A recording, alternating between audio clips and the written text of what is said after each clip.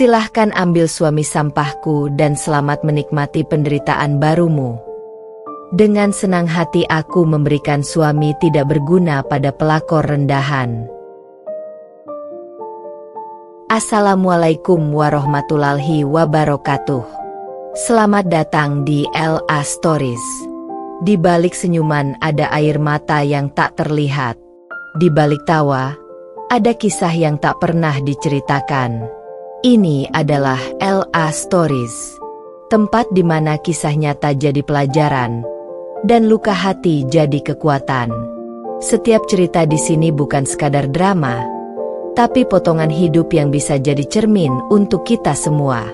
Siapkan hatimu, karena apa yang kamu dengar bisa mengubah cara pandangmu selamanya. Ini bukan sekadar cerita.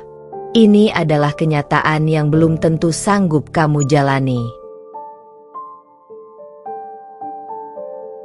Cynthia, seorang perempuan yang lembut, setia, dan selalu mengutamakan keluarga, akhirnya dihadapkan pada kenyataan pahit. Suaminya, Mas Anang, lebih memilih seorang perempuan bernama Kinan, pelakor rendahan yang dengan percaya diri merebut suami orang. Awalnya, Cynthia hancur. Dunia seolah runtuh ketika ia mengetahui perselingkuhan itu saat sedang berjuang membahagiakan keluarganya sendiri. Namun, penderitaan itu berubah menjadi kekuatan.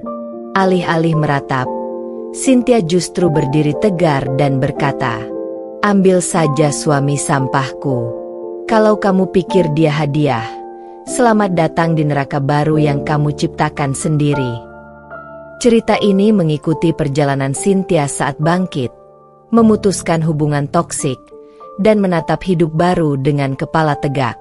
Sementara itu, Kinan mulai merasakan bahwa suami rebutannya tidaklah seindah yang ia bayangkan. Mas Anang memperlihatkan sifat aslinya, pemarah, pelit, suka berbohong, dan tidak pernah puas. Sesaat setelah Cynthia pergi dan memulai hidup yang lebih indah, justru Kinan yang mengalami penderitaan demi penderitaan yang dulu pernah dirasakan Cynthia. Karma bekerja dengan cara yang anggun dan memuaskan. Ini adalah kisah balas dendam tanpa harus menyentuh siapapun, karena hidup sendiri yang menunjukkan kebenarannya. Halo semuanya. Terima kasih sudah menonton cerita Cynthia. Kalau kalian suka dengan alurnya, penuh emosi, drama, dan karma yang memuaskan, jangan lupa like, komen, dan subscribe ya. Tulis komentar kalian. Apakah kalian pernah melihat pelakor seperti Kinan atau suami sampah seperti Mas Anang? Like kalian sangat berarti. Subscribe biar nggak ketinggalan cerita dramatis berikutnya. Sebelum masuk ke ceritanya, jangan lupa absen dulu Bunda. Bunda semuanya dari daerah mana saja. Dan bagi yang sudah subscriber semoga rezekinya lancar.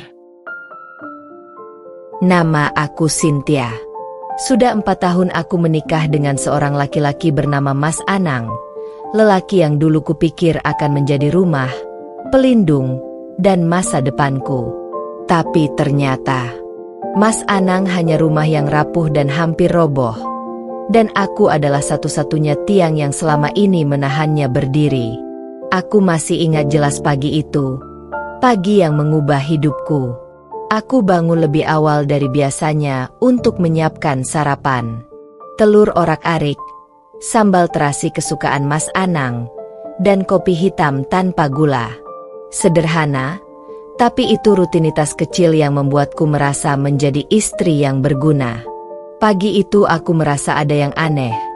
Mas Anang tak keluar kamar meski alarm sudah berbunyi 3 kali. Kupikir dia hanya kelelahan setelah lembur. Tapi saat aku membuka pintu kamar, aku tak melihatnya. "Mas," panggilku. Hening. Hanya suara kipas angin yang berputar lambat. Begitu melihat ponselnya yang tertinggal di meja rias, jantungku berdebar. Mas Anang tak pernah meninggalkan ponselnya. Laki-laki itu bisa lupa dompet, lupa kunci rumah, bahkan lupa pakai sabuk, tapi tidak pernah lupa ponsel. Naluri perempuanku langsung berbisik, Ada yang salah. Aku menatap ponsel itu lama, berusaha menahan diri. Tapi notifikasi yang muncul bertubi-tubi membuatku tak bisa menahan rasa penasaran. Ada nama kontak yang terus muncul di layar. Sayang Kinan. Tubuhku langsung terasa lemas. Kinan? Temanku dulu? Perempuan yang pernah tidur di sofa rumahku ketika bertengkar dengan pacarnya? Perempuan yang selalu aku bantu? Perempuan yang berkali-kali bilang aku istri idaman? Tanganku bergetar saat membuka pesan-pesan itu. Tidak perlu password. Mas Anang terlalu percaya diri. Dan disitulah semuanya terungkap. Chat mereka dipenuhi panggilan manja. Foto-foto selfie Kinan dengan pakaian yang tidak pantas. Voice note bernada menggoda. Dan yang paling menusuk dadaku. Mas, semalam enak banget. Kapan kita bisa nginep bareng lagi tanpa takut Cynthia pulang? Aku terdiam. Duniaku seperti berhenti. Nafasku pelan tapi terasa sesak. Setiap pesan yang kubaca adalah serpihan kaca yang menggores hatiku. Laki-laki yang kuberi cinta, kuberi rumah, kuberi semua waktuku, berkhianat. Dengan perempuan yang dulu kusebut sahabat. Aku masih memegang ponsel itu ketika pintu depan terbuka. Mas Anang pulang dengan wajah kusut. Kaosnya kusut seolah baru tidur entah di mana. Loh, kamu belum berangkat kerja? Kok liatin HP-ku? Nada suaranya bukan marah. Lebih seperti takut ketahuan. Aku menatapnya pelan. Tidak berteriak.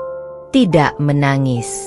Aku hanya memasang ekspresi yang bahkan membuat Mas Anang mundur setengah langkah. Mas tidur sama Kinan? Tanyaku datar. Mas Anang terdiam. Matanya membesar. Bibirnya terbata-bata. Kamu salah paham. Aku cuma apa, Mas? Aku menatapnya tanpa berkedip. Cuma selingkuh sama pelakor rendahan yang dulu makan di meja makan kita. Mas Anang tidak menjawab. Karena dia tahu. Aku sudah tahu semuanya. Perasaan sakit itu mulai berganti menjadi sesuatu yang berbeda. Pertama kali dalam hidupku, aku merasa lega. Lega karena akhirnya aku melihat jelas apa yang selama ini kusangka suami setia. Anang mencoba mendekat, memegang tanganku, tapi aku mundur. Mas, aku nggak akan nangis. Kamu boleh ambil Kinan. Beneran. Aku menghela napas panjang. Tapi siap-siap, Mas. Apapun yang dia rebut dari aku, akan kembali ke dia dalam bentuk karma. Wajah Anang pucat. Karena hari itu adalah hari pertama aku berhenti menjadi istri yang sabar. Hari saat aku mulai mengumpulkan semua kekuatan yang selama ini kupendam.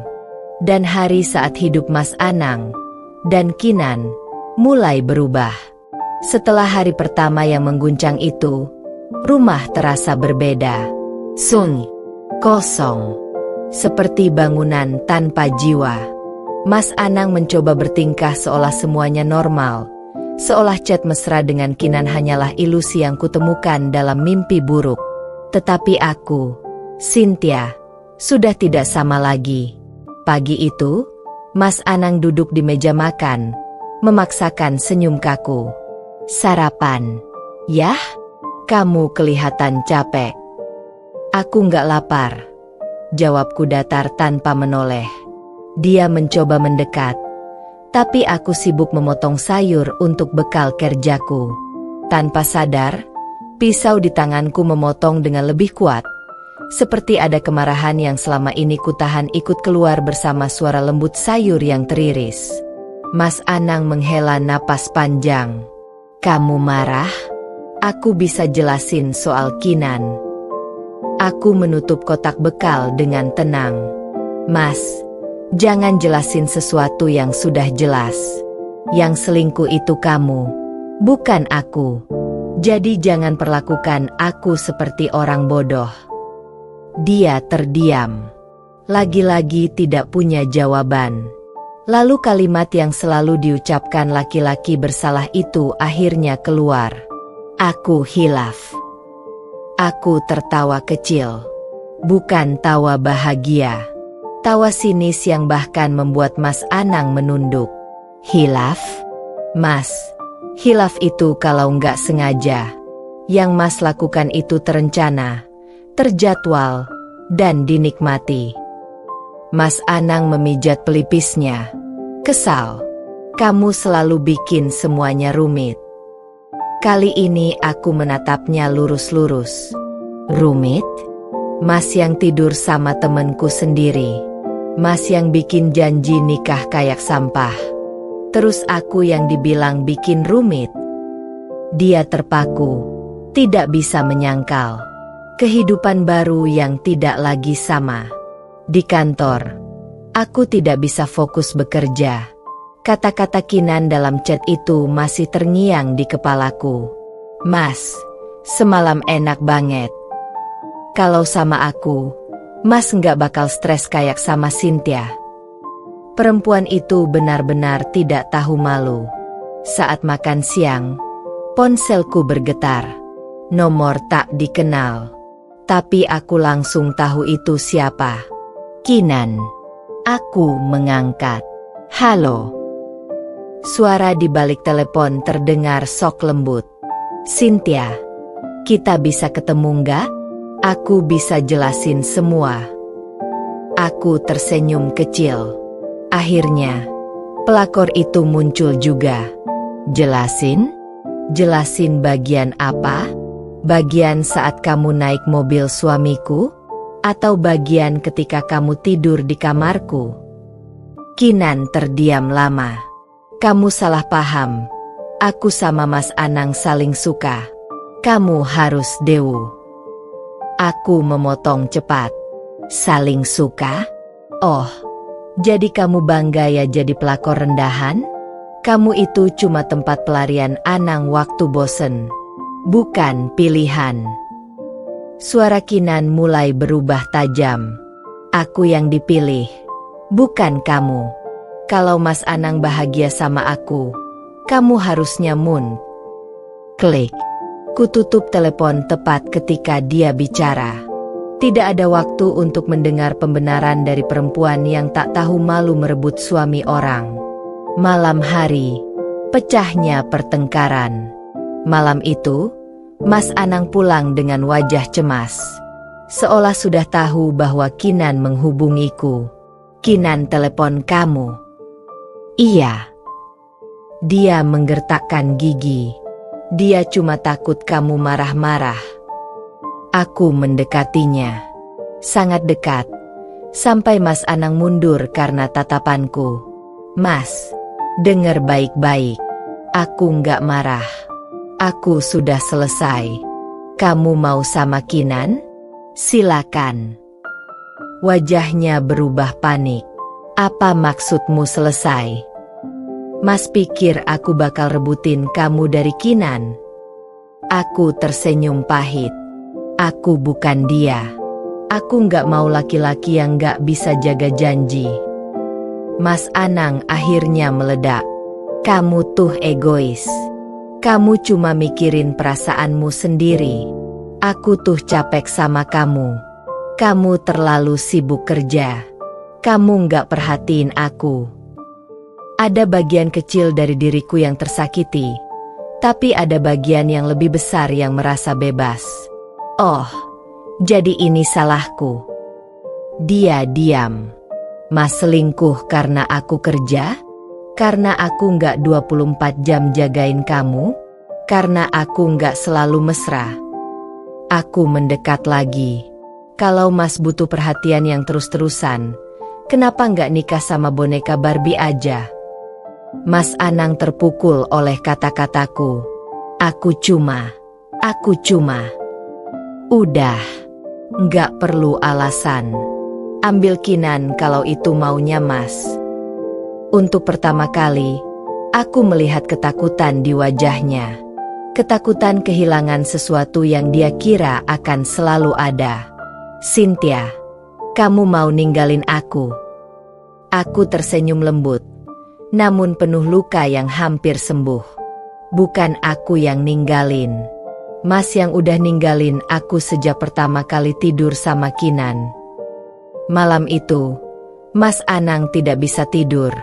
Dan aku, untuk pertama kalinya sejak lama, aku tidur nyenyak. Bukan karena sudah bahagia, tapi karena aku tahu, ini awal dari kebangkitanku. Dan juga, awal dari penderitaan baru untuk Kinan dan Mas Anang. Sejak malam pertengkaran itu, rumah kami berubah menjadi tempat asing. Anehnya, bukan aku yang merasa tidak nyaman, tapi Mas Anang. Dia mondar-mandir seperti orang yang mencari sesuatu yang hilang. Padahal yang hilang itu adalah rasa hormatku padanya. Sementara aku bangun pagi dengan lebih tenang, memasak hanya untuk diriku sendiri, lalu berangkat kerja tanpa menoleh ke belakang. Tidak ada lagi kebiasaan menyiapkan kopi hitam tanpa gula untuknya. Tidak ada lagi suara lembutku membangunkannya. Mas Anang hanya bisa memperhatikan dalam diam, dengan wajah muram dan gelisah. Kinan mulai panik. Pukul 10 pagi di kantor, ponselku bergetar lagi. Nama kontak, Kinan. Aku mengernyit. Perempuan ini rupanya belum puas membuat hidupku berantakan. Kuraih ponsel, melihat pesan panjang yang baru masuk. Cynthia, kamu jangan bikin Mas Anang berubah pikiran. Dia butuh aku. Jangan ganggu hubungan kami. Aku ingin tertawa.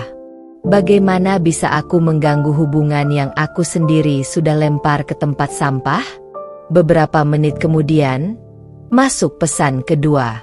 Kalau kamu terus deketin Mas Anang, aku nggak akan diam. Kini, barulah aku tersenyum kecil. Sepertinya Kinan mulai ketakutan. Mulai merasa posisinya goyah. Perempuan pelakor itu mungkin baru sadar. Laki-laki yang direbut dari perempuan lain tak pernah bisa dipercaya. Aku balas dengan satu kalimat pendek. Tenang saja. Suamimu itu milikmu sekarang. Nikmati. Tidak pakai emoji, tidak pakai amarah, tidak pakai ancaman. Justru itulah yang membuat pesanku semakin menampar. 2 menit kemudian, Kinan menelepon. Aku angkat. Suara Kinan terdengar meninggi. Cynthia, kamu jangan sok suci. Mas Anang bilang kamu masih sayang dia. Kamu pasti berusaha balikin dia, kan? Kamu takut kalah dari aku. Aku menghela napas. Suara Kinan, nada paniknya, seakan menyentuh sisi hiburanku yang jarang muncul. Dengar ya, Kin. Aku itu bukan kamu. Aku nggak rebut suami orang. Telepon itu hening sejenak. Mungkin dia tidak mengira aku akan menampar tanpa emosi. Kalau Mas Anang balik ke aku, itu bukan karena aku ngemis, tapi karena dia sadar kamu cuma pelarian. Suara Kinan tercekat. Kamu jangan sok menang. Kamu cuma istri gagal. Aku tersenyum tipis. Kalau aku istri gagal, kamu apa? Perebut suami istri gagal. Klik. Aku tutup telepon sebelum dia sempat melanjutkan ocehannya. Hari itu, aku bekerja dengan lebih tenang. Anang pulang membawa masalah baru. Sore hari, aku sampai di rumah dan mendapati Mas Anang duduk di ruang tamu. Wajahnya kusut. Sepatu masih dipakai. Kemeja masih kusut. Seperti orang habis berdebat hebat. Cynthia, kita bisa ngomong. Aku melepas cardigan, meletakkan tas dengan tenang. Ngomong apa, Mas? Dia menarik napas panjang. Kinan ngambek. Dia bilang kamu ngomel-ngomelin dia. Aku mengangkat alis. Oh, jadi Kinan melapor seperti anak kecil? Aku nggak ngomel. Aku cuma bilang, kamu miliknya. Udah. Mas Anang mengusap wajahnya frustrasi. Dia marah karena kamu bilang dia pelarian. Aku menatapnya dingin. Tapi bukannya itu kenyataannya, Mas. Anang bangkit dari sofa. Langkahnya gelisah. Kamu jangan bikin hubungan kami berantakan. Akhirnya keluar juga kalimat itu. Hubungan kami, seolah aku bukan istrinya lagi. Aku tertawa pelan. Tawa lelah tapi menusuk. Mas takut yakinan pergi? Takut kehilangan perempuan yang Mas sebut lebih pengertian dariku? Anang mengerutkan kening. Cynthia, kamu kenapa sih sekarang jadi nyakitin terus? Aku mendekat pelan. Bukan dengan amarah, tapi dengan ketenangan yang justru membuatnya semakin gugup. Mas, aku bukan berubah. Aku cuma berhenti dibodohi. Anang terdiam. Wajahnya berubah sendu, lalu panik, lalu bingung. Aku cuma butuh kamu ngerti aku. Kali ini aku benar-benar tertawa. Ngerti kamu? Mas tidur sama temanku sendiri. Tapi aku sayang kamu. Kartu terakhir laki-laki bersalah selalu itu. Aku berdiri tegak di hadapannya. Kalau kamu sayang, kamu gak akan selingkuh. Sederhana. Tapi kalimat itu membuatnya terdiam seolah ditampar oleh kenyataan yang selama ini berusaha dia hindari. Perubahan yang membuat Anang takut. Malam semakin larut. Mas Anang duduk di ujung ranjang, menatapku ketika aku sedang merapikan baju ke lemari. Kamu pergi kemana siang tadi? Nada suaranya curiga. Lucu. Kesannya seperti suami yang takut istrinya selingkuh. Padahal dia yang berbuat. Kerja. Mas. Biasa. Kamu beneran gak ketemu siapa-siapa? Aku menutup laci pelan, lalu menatapnya. Mas, aku sudah gak peduli kamu sama siapa. Jadi berhenti curigain aku seolah aku yang salah. Mas Anang terlihat seperti orang yang kehilangan kendali. Cynthia, kamu jangan pergi dari aku. Aku meraih selimut, menaikkan kaki ke tempat tidur. Mas, kamu sendiri yang membuka pintu buat aku pergi. Dan malam itu, untuk pertama kalinya, Mas Anang menangis. Bukan karena menyesal, tapi karena takut kehilangan sesuatu yang selama ini dia anggap tidak akan pernah pergi. Aku. Dan di sisi lain, ada Kinan yang mulai panik karena posisinya goyah. Meski dia sudah merebut suamiku. Ini baru permulaan. Karma belum benar-benar bekerja. Tapi aku bisa melihat kemana semua ini akan menuju. Kinan akan menyesal. Mas Anang akan hancur. Dan aku, akhirnya bangkit menjadi perempuan yang tidak lagi bisa diinjak. Setelah malam penuh ketegangan itu, kabar tentang keretakan hubungan antara Mas Anang dan Kinan mulai menyebar. Bukan karena aku menyebarkannya, tapi karena Kinan sendiri yang tidak bisa menahan emosinya. Pagi ini, aku bangun dengan perasaan jauh lebih ringan. Sementara itu, Mas Anang terlihat seperti orang yang baru kehilangan arah hidupnya. Wajahnya sembab, matanya merah, rambutnya acak-acakan. Persis seperti seseorang yang dihantui ketakutan. Sementara aku membuat sarapan untuk diriku sendiri, memutar lagu pelan, dan berjalan di rumah dengan tenang. Ketenangan yang justru membuat Mas Anang semakin gelisah. Kinan meneror sejak pagi. Baru saja aku menyalakan mobil, ponselku berbunyi. Nama itu muncul lagi. Kinan. Kali ini bukan 1 atau 2 pesan, tapi belasan. Cynthia, kamu ngomong apa ke Mas Anang semalam?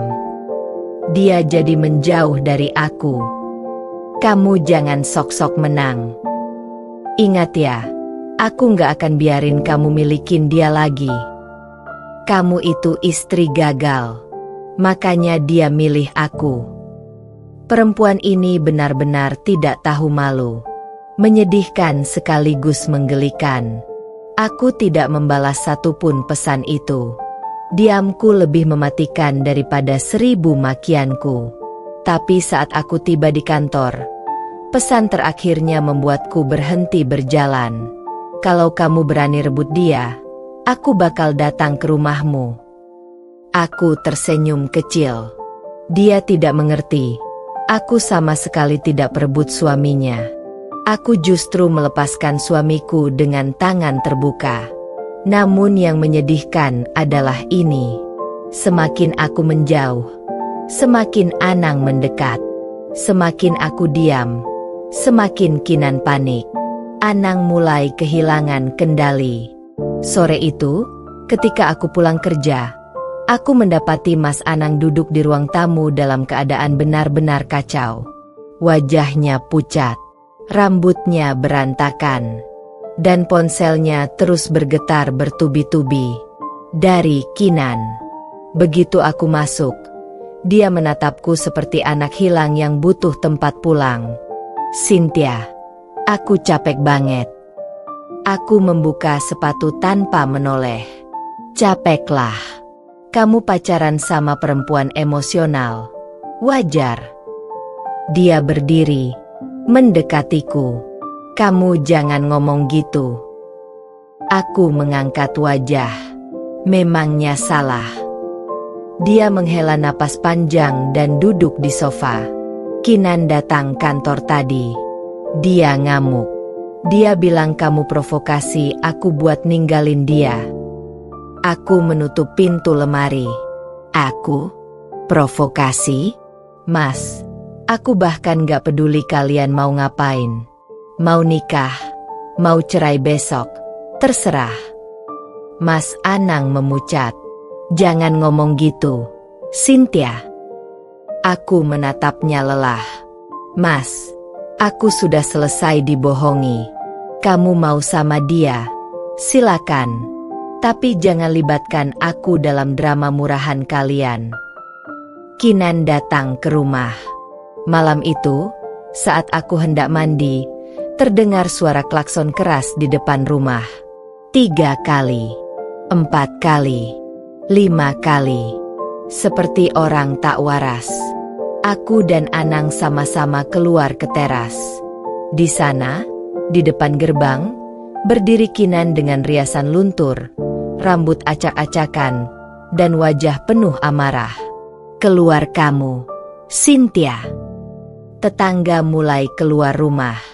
Lampu-lampu menyala satu persatu. Kinan teriak seperti orang kesurupan. Aku menghela napas. Ingin kututup pintu saja, tapi aku memutuskan menghadapi langsung.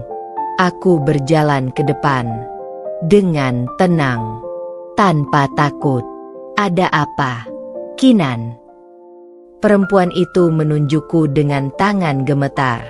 Kamu pasti ngomporin Mas Anang. Dia jadi dingin sama aku. Kamu mau rebut dia lagi? Ya. Aku tertawa kecil. Kin, aku nggak butuh rebut sesuatu yang sudah aku buang. Dia terdiam. Wajahnya memerah karena malu disaksikan tetangga. Kamu jangan sombong. Kamu pikir kamu lebih baik dari aku? Aku menatapnya dari ujung rambut sampai ujung kaki. Masalahnya, memang iya. Kalau kamu lebih baik, Mas Anang gak akan sembunyi ke rumah ini waktu kalian ribut. Mas Anang tersentak. Kinan membelalak. Apa? Mas Anang buru-buru memotong. Kinan, cukup. Jangan bikin malu. Kinan melihat Anang, dan aku melihatnya sadar untuk pertama kalinya. Dia tidak dipilih. Dia hanya alternatif. Air matanya jatuh. Tapi bukan sedih. Anang, kamu kembali lagi ke dia. Ya. Kamu masih sayang dia. Mas Anang terdiam. Diam yang justru menjawab semuanya. Kinan menatapku dengan kebencian yang menakutkan. Kalau aku nggak bisa punya dia, kamu juga nggak akan punya. Aku mengangkat alis. Mas, hayo cepet sana. Urus pacar barumu yang histeris itu.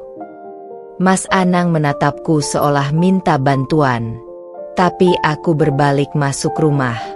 Kinan semakin histeris. Tetangga merekam. Mas Anang berusaha menarik Kinan ke mobil. Perempuan itu berteriak seperti kesurupan. Rumah menjadi pusat tontonan. Namun satu hal jelas. Drama mereka bukan milikku lagi. Aku menutup pintu perlahan. Dan untuk pertama kalinya, aku merasa damai. Malam yang penuh kepedihan. Bagi mereka, bukan aku. Di dalam rumah, aku duduk sambil minum teh. Terdengar suara Kinan yang terus menjerit di luar. Tapi itu bukan urusanku lagi. Beberapa menit kemudian, Mas Anang masuk. Wajahnya babak belur. Bukan karena dipukul, tapi karena terlalu lelah menghadapi perempuan yang dulu dia kira lebih baik dariku. Dia menatapku dengan mata sembab. Cynthia, aku mau pulang. Pulang ke kamu. Aku meletakkan cangkir. Mas salah rumah. Rumahku sudah nggak terima suami sampah. Mas Anang menangis semakin keras. Tapi aku tidak bergeming. Karena untuk pertama kalinya dalam hidupku, aku tidak lagi memilih dia. Aku memilih diriku sendiri. Malam setelah Kinan membuat keributan di depan rumah masih meninggalkan jejak suasana mencekam. Namun bukan untukku, melainkan untuk Mas Anang yang terus mondar-mandir seperti orang yang kehilangan arah karena setiap kali ponselnya berbunyi, wajahnya memucat, tangan gemetar, dan suaranya tercekat seperti seseorang yang sedang dikejar sesuatu yang tidak bisa dia hindari. Sementara aku hanya duduk di ruang tamu menikmati segelas teh hangat sambil menonton berita, berusaha menjalani hidupku sendiri. Sampai akhirnya keesokan harinya aku bangun dengan perasaan lebih tenang daripada sebelumnya, seolah dunia memberikan ruang baru untukku bernapas tanpa bayang-bayang pengkhianatan. Dan ketika aku membuka tirai jendela, terlihat beberapa tetangga masih membicarakan kejadian malam itu. Ada yang berbisik, ada yang menggelengkan kepala, dan beberapa menatapku dengan simpati. Namun aku tidak peduli karena hidupku terlalu berharga untuk diganggu komentar orang. Lalu saat aku sedang bersiap berangkat kerja, tiba-tiba ponselku berbunyi lagi dan ternyata dari nomor tidak dikenal yang aku langsung tahu milik Kinan setelah membaca pesan pertamanya yang penuh amarah, ancaman, dengki, dan histeria. Ia menulis panjang lebar bahwa aku telah merusak hubungannya dengan Mas Anang. Aku membuat Anang menjauh. Aku membuat mereka bertengkar. Dan aku hanya bisa tertawa karena perempuan itu seperti tidak paham bahwa akulah yang justru melepaskan Anang dengan seluruh hatiku. Bukan merebut kembali suami yang jelas-jelas sudah kubuang. Kemudian saat aku membaca pesan-pesan berikutnya, nada Kinan semakin tidak waras. Ia mengatakan bahwa aku akan menyesal karena telah mengambil Anang darinya. Padahal aku bahkan tidak menyentuh hidupnya lagi. Tapi rupanya dia sendiri sadar Anang mulai goyah. Dan yang lucu adalah semakin aku menjauh, semakin Anang mendekat. Semakin aku diam, semakin Kinan panik. Dan hal itu membuatku sadar bahwa kehancuran hubungan mereka tidak perlu usahaku sama sekali. Karena mereka sebenarnya saling merusak sejak awal. Lalu ketika aku sampai di kantor, ponselku kembali bergetar dan kali ini dari Anang yang mengirim pesan pendek. Tolong angkat, aku butuh bicara. Namun aku tidak merespons karena aku sudah tidak ingin terlibat dalam drama yang selalu memposisikan aku sebagai korban. Padahal kini aku berdiri sebagai seseorang yang menemukan kembali harga dirinya.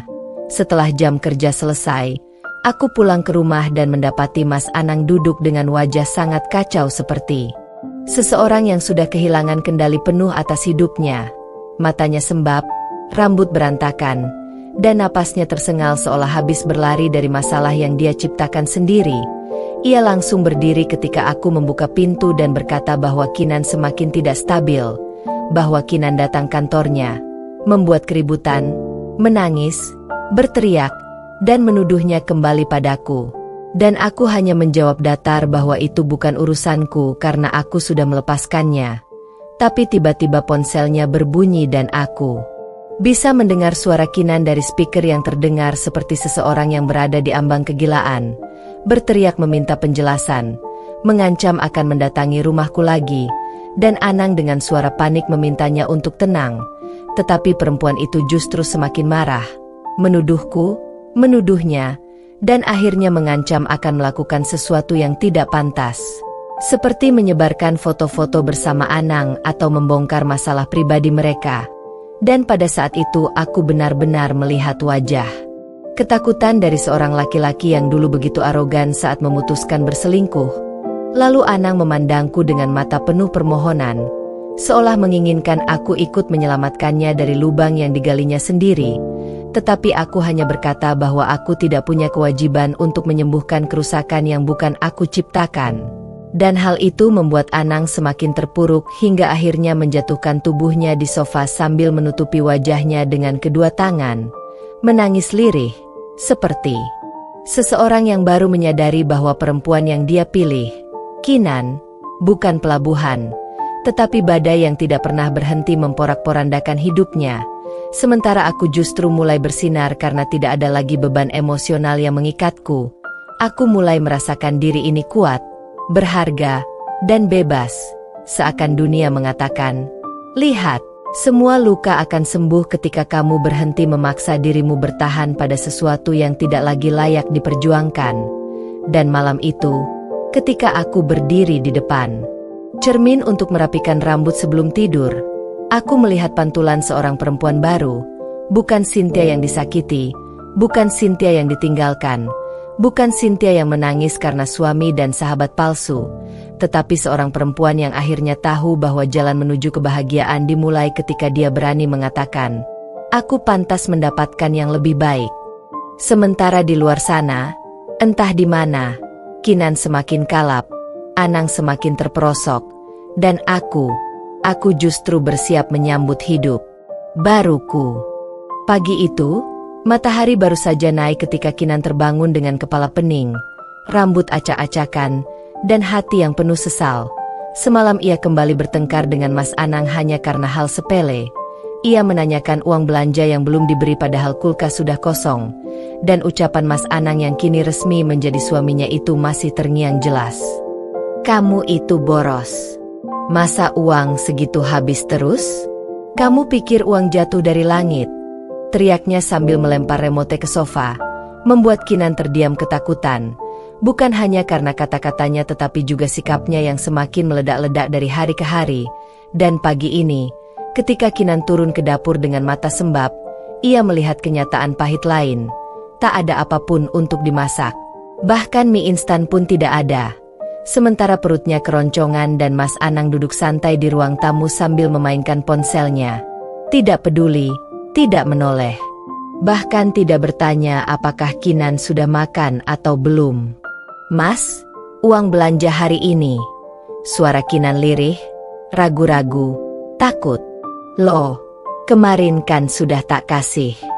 Sudah habis lagi. Mas, itu buat bayar listrik dan sedikit buat makan. Tapi sekarang, kamu itu ya, penyedot uang. Cynthia dulu aja nggak pernah minta sebanyak ini. Bentak Mas Anang. Nama itu, Cynthia. Nama yang seharusnya tak lagi disebut, tapi tetap menjadi hantu bagi hubungan mereka. Kinan terdiam. Dadanya sesak. Ucapan Mas Anang barusan menusuk lebih dalam dibanding semua bentakan sebelumnya. Ia mencoba tersenyum, mencoba mengalah, mencoba menjadi perempuan yang sabar, seperti yang ia katakan saat merebut lelaki orang lain. Namun setelah beberapa detik, Kinan merasakan sesuatu mulai retak dalam dirinya. Ini bukan yang ia impikan. Ini bukan hidup mewah dan penuh perhatian seperti yang ia bayangkan saat dulu Mas Anang sering datang membawa oleh-oleh, Menyembunyikan HP dari Cynthia hanya demi mengirim pesan manis kepada Kinan, membuatnya merasa istimewa. Padahal ia hanya sedang meminjam kebahagiaan orang lain. Kinan pergi ke kamar mandi, menutup pintu perlahan, lalu menangis tanpa suara. Tangis yang selama ini ia tahan. Tangis yang tak pernah ia bayangkan akan muncul setelah ia berhasil mendapatkan Mas Anang. Harusnya aku bahagia, harusnya aku menang. Gumamnya lirih sambil menatap wajahnya sendiri di cermin. Kusut, pucat, dan tidak lagi bersinar seperti dulu. Semua yang ia inginkan ternyata hanya ilusi. Sementara itu, di tempat lain, Cynthia sedang duduk di sebuah kafe dengan senyuman damai di wajahnya. Ia memulai hidup baru. Pekerjaan barunya lancar, teman-teman baru baik, dan yang paling penting, tidak ada lagi pertengkaran, tidak ada lagi rasa takut, tidak ada lagi air mata. Cynthia benar-benar terlihat jauh lebih bahagia setelah melepaskan Mas Anang. Ternyata, hidup tanpa dia lebih ringan dari yang kukira, bisiknya sambil meneguk kopi hangat. Waktu berjalan, dan penderitaan Kinan semakin nyata. Mas Anang sering pulang larut malam, bau rokok dan alkohol menempel di bajunya, dan ketika Kinan bertanya, jawabannya hanya satu, "Kamu itu ngapain sih ngurusin hidupku terus?" Dulu Kinan merasa menang karena telah merebut lelaki orang, tetapi kini setiap malam ia menangis di balik pintu kamar, memeluk lutut sambil mengutuk dirinya sendiri karena memilih jalan yang ia kira penuh emas, padahal penuh duri. Kinan mulai menyadari satu hal yang selama ini tidak pernah ia akui. Jika seorang lelaki berani mengkhianati wanita yang setia seperti Cynthia, bukankah ia juga akan melakukan hal yang sama padanya? Dan tepat di saat rasa sesalnya memuncak, ponsel Kinan bergetar. Sebuah pesan dari nomor tidak dikenal. Pesannya singkat, tapi membuat jantungnya serasa berhenti. "Selamat menikmati suami sampahmu. Kamu belum lihat nerakanya. Kinan." Kinan membeku. Tangan gemetar. Ia tahu siapa yang mengirim pesan itu. Ia tahu suara siapa yang seolah mengikuti kalimat itu. Cynthia. Namun bukan ancaman. Bukan dendam. Lebih seperti kebenaran yang akhirnya datang mengetuk pintu. Dan Kinan baru benar-benar sadar, hidup yang ia rebut dari orang lain tidak pernah menjadi miliknya sepenuhnya. Ia hanya sedang menggenggam api yang akan membakarnya perlahan. Hari itu, hujan turun sejak pagi, langit kelabu, dan suasana rumah kontrakan kecil yang ditinggali Kinan dan Mas Anang terasa semakin muram. Kinan baru selesai mencuci pakaian ketika ia mendengar suara pintu dibanting keras. Mas Anang pulang dalam keadaan marah besar, wajah merah, nafas berat, dan sorot mata yang membuat Kinan bergidik ngeri. Tanpa menunggu penjelasan, lelaki itu langsung menghempaskan tas kerjanya ke sofa dan menjatuhkan tubuh di kursi sambil mengusap wajah penuh kekesalan. "Kenapa, Mas?"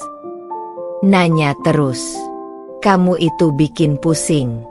Aku capek lihat muka kamu," bentak Mas Anang. Suara itu menggema di seluruh ruangan sempit itu. Kinan terdiam, tetapi ada getaran halus di dadanya, campuran antara marah, takut, dan kecewa yang semakin menumpuk. Namun ia tetap menahan diri. Ia berjalan mendekat dengan hati-hati, berniat menenangkan, tetapi yang terjadi justru sebaliknya. Mas Anang bangkit tiba-tiba, menunjuk wajah Kinan, dan berteriak, "Kamu itu cuma bisa nuntut, gak bisa bantu apa-apa. Aku nyesel sama hidup begini." Kalimat itu menghantam Kinan seperti gelombang besar. Kata, menyesal, itu mengoyak habis sisa harga dirinya. Ia memejamkan mata sejenak, mencoba menahan air mata yang siap jatuh kapan saja. Ia menunduk, tak berani membalas. Padahal dulu, saat ia masih menjadi wanita simpanan, Mas Anang selalu bilang, "Bersamamu aku tenang, Kin." Kamu berbeda. Perkataan manis yang dulu membuatnya merasa menang kini berubah menjadi tamparan paling pahit. Mas Anang lalu keluar rumah sambil membanting pintu sekali lagi. Tak ada pamit, tak ada penjelasan. Hanya amarah yang tersisa di udara. Kinan berdiri terpaku di depan pintu, menatap keluar, berharap Mas Anang kembali. Tapi ia tahu itu tidak akan terjadi dalam waktu dekat. Beberapa jam kemudian, Kinan menerima pesan dari seorang tetangga. Isinya foto Mas Anang, sedang di warung kopi, tertawa-tawa dengan segerombolan laki-laki, sambil merangkul perempuan yang tidak ia kenal. Perempuan itu duduk manja, seolah-olah sudah lama akrab. Jelas, Mas Anang tidak lagi peduli menjaga perasaan siapapun, bahkan pasangan barunya sendiri. Dada Kinan serasa sesak. Jantungnya berdegup sangat cepat. Begitu cepat. Begitu menyakitkan. Ia menatap foto itu lama, sangat lama, sampai matanya panas dan kabur. Dan untuk pertama kalinya, Kinan mulai memahami apa yang mungkin dirasakan Cynthia dulu. Sementara itu, jauh di kafe tempat favoritnya, Cynthia memandang hujan di luar jendela sambil tersenyum tipis. Ia baru saja menerima pesan dari temannya, teman yang sama yang mengirim pesan kepada Kinan sebelumnya. Pesan itu hanya berisi satu kalimat yang membuat Cynthia menutup ponsel dengan damai. Kinan mulai merasakan apa yang dulu kamu rasa. Tidak ada rasa puas yang berlebihan. Tidak ada dendam yang membara. Hanya kelegaan dan keadilan dari semesta. Ia menyesap latenya perlahan, menikmati kebebasan barunya. Tidak ada bentakan, tidak ada kekerasan verbal, tidak ada pengkhianatan, tidak ada air mata yang tercecer di malam hari. Hidupnya benar-benar lebih indah setelah melepaskan Mas Anang. Di sisi lain, Kinan berlutut di lantai ruang tamu. Foto di ponselnya masih terbuka. Hatinya hancur. Pikirannya kacau. Ia menggigit bibir bawahnya kuat-kuat hingga terasa perih. Air mata jatuh satu persatu. Kenapa aku harus begini? Gumamnya lirih. Kenapa hidupku jadi seperti ini? Namun pertanyaan itu hanya menggema kosong. Tak ada jawaban. Tak ada yang bisa disalahkan selain dirinya sendiri. Kinan menangis semakin keras. Wajah terbenam di kedua tangannya. Dan di tengah tangisannya, suara notifikasi terdengar. Satu pesan baru masuk. Dari Mas Anang. Tanpa sapaan. Tanpa permintaan maaf. Hanya satu kalimat pendek yang membuat tubuh Kinan gemetar. Besok siap-siap. Aku gak mau lihat kamu malas lagi. Tidak ada kata sayang. Tidak ada kata maaf. Tidak ada perhatian. Yang ada hanya perintah, tekanan, dan rasa takut yang perlahan berubah menjadi nestapa. Kinan menatap layar ponselnya lama sekali sebelum akhirnya ia tersenyum miring. Senyum yang penuh penyesalan dan ironi. Jadi, ini hidup yang aku rebut dari Cynthia. Ini kebahagiaan yang dulu aku banggakan. Pertanyaan itu menggantung di udara, dan jawabannya terasa lebih menyakitkan daripada teriakan Mas Anang. Malam itu, setelah hujan berhenti dan udara menjadi dingin menusuk, Kinan duduk sendirian di sudut ranjang kecil mereka sambil memeluk kedua lututnya. Tubuhnya menggigil bukan hanya karena kedinginan tetapi juga karena ketakutan yang semakin lama semakin mencengkeram dirinya, dan pikiran yang terus berputar tanpa bisa dihentikan. Memaksa dirinya mengingat setiap detik kesalahannya, setiap momen ketika ia dulu merasa menjadi pemenang karena berhasil merebut Mas Anang dari Cynthia. Tetapi kini, semua keangkuhan itu berubah menjadi rantai yang menghimpit lehernya tanpa belas kasihan, membuat napasnya terasa berat seolah dunia sempit ini sengaja menekan hidupnya sedikit demi sedikit. Dan ketika ponselnya berbunyi menunjukkan notifikasi baru, jantungnya seketika berdegup lebih cepat. Ia meraih ponsel itu dengan tangan gemetar berharap entah apa. Mungkin permintaan maaf dari Mas Anang atau penjelasan yang bisa menenangkan hatinya. Tetapi yang muncul malah pesan singkat dari tetangga lain. Yang berbunyi, "Mas Anang masih di warung. Kin, dia sama perempuan tadi." Dan kalimat itu menghantamnya lebih keras daripada pukulan, membuat matanya kembali berkaca-kaca sementara ia memaksa dirinya untuk tidak menangis. Tetapi setiap upaya menahan air mata malah justru membuatnya semakin sesak, membuat dadanya seakan dipenuhi batu besar yang tidak bisa diangkat.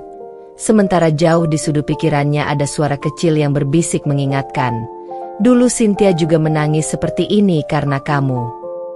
Dan suara itu membuatnya memejamkan mata kuat-kuat, merasakan perih yang tidak pernah ia bayangkan akan merasuk sedalam ini. Dan dalam keputusasaan itu ia bangkit menuju dapur berniat membuat kopi hangat untuk menenangkan diri. Tetapi saat membuka lemari ia disambut kenyataan lain yang menyakitkan.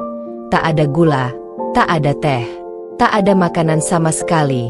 Lemari itu benar-benar kosong seperti hidupnya yang kini hampa tanpa kasih sayang. Dan seharusnya saat itu ia sadar bahwa kebahagiaan yang diperolehnya melalui jalan kebohongan dan pengkhianatan tidak akan pernah menjadi kebahagiaan yang utuh. Tetapi kenyataan itu baru benar-benar menusuknya malam ini ketika perutnya kosong, hatinya tercabik, dan pikirannya kacau. Lalu ketika ia berjalan kembali ke kamar dengan langkah limbung, suara pintu depan membuka terdengar keras membuatnya tersentak. Dan Mas Anang masuk dengan langkah sempoyongan. Bau alkohol menyengat, wajah masam, dan sorot mata yang jelas menunjukkan bahwa ia tidak ingin diganggu. Tetapi Kinan tetap mencoba. "Mas, kamu dari mana? Aku khawatir." Namun baru satu kalimat keluar, Mas Anang langsung mendorong pundaknya kasar sambil berkata dengan nada berat mabuk, "Udah jangan cerewet. Kamu itu bikin pusing. Aku pengen tidur. Jangan ganggu aku." Lalu lelaki itu menjatuhkan diri di kasur tanpa peduli apakah ia menyakiti hati perempuan yang dulu ia bohongi demi mendapatkan dirinya. Dan Kinan berdiri terpaku di dekat pintu. Air mata mulai mengalir tanpa bisa ia hentikan. Tubuhnya gemetar, hatinya sobek. Sementara suara tawa palsu Mas Anang di warung tadi seakan terus menggema di telinganya. Dan ia bertanya pada dirinya sendiri, "Untuk ini aku menghancurkan rumah tangga orang." Lalu ia duduk perlahan di lantai dingin sambil meremas rambutnya, menangis sejadi-jadinya tanpa suara, hanya isakan patah yang keluar pelan dari bibirnya. Sementara di tempat lain, di rumah baru yang sederhana dan penuh ketenangan, Cynthia menutup jurnalnya sambil tersenyum kecil karena hari itu berjalan baik. Tidak ada drama, tidak ada air mata, hanya kedamaian. Dan ia tidak tahu bahwa pada saat yang sama, perempuan yang merebut suaminya sedang dihukum oleh takdir dengan cara yang tidak perlu ia sentuh sedikit pun.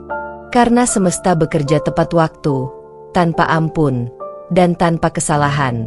Dan di tengah tangisannya yang semakin dalam, Kinan akhirnya merasakan sesuatu yang selama ini ia tolak untuk percaya.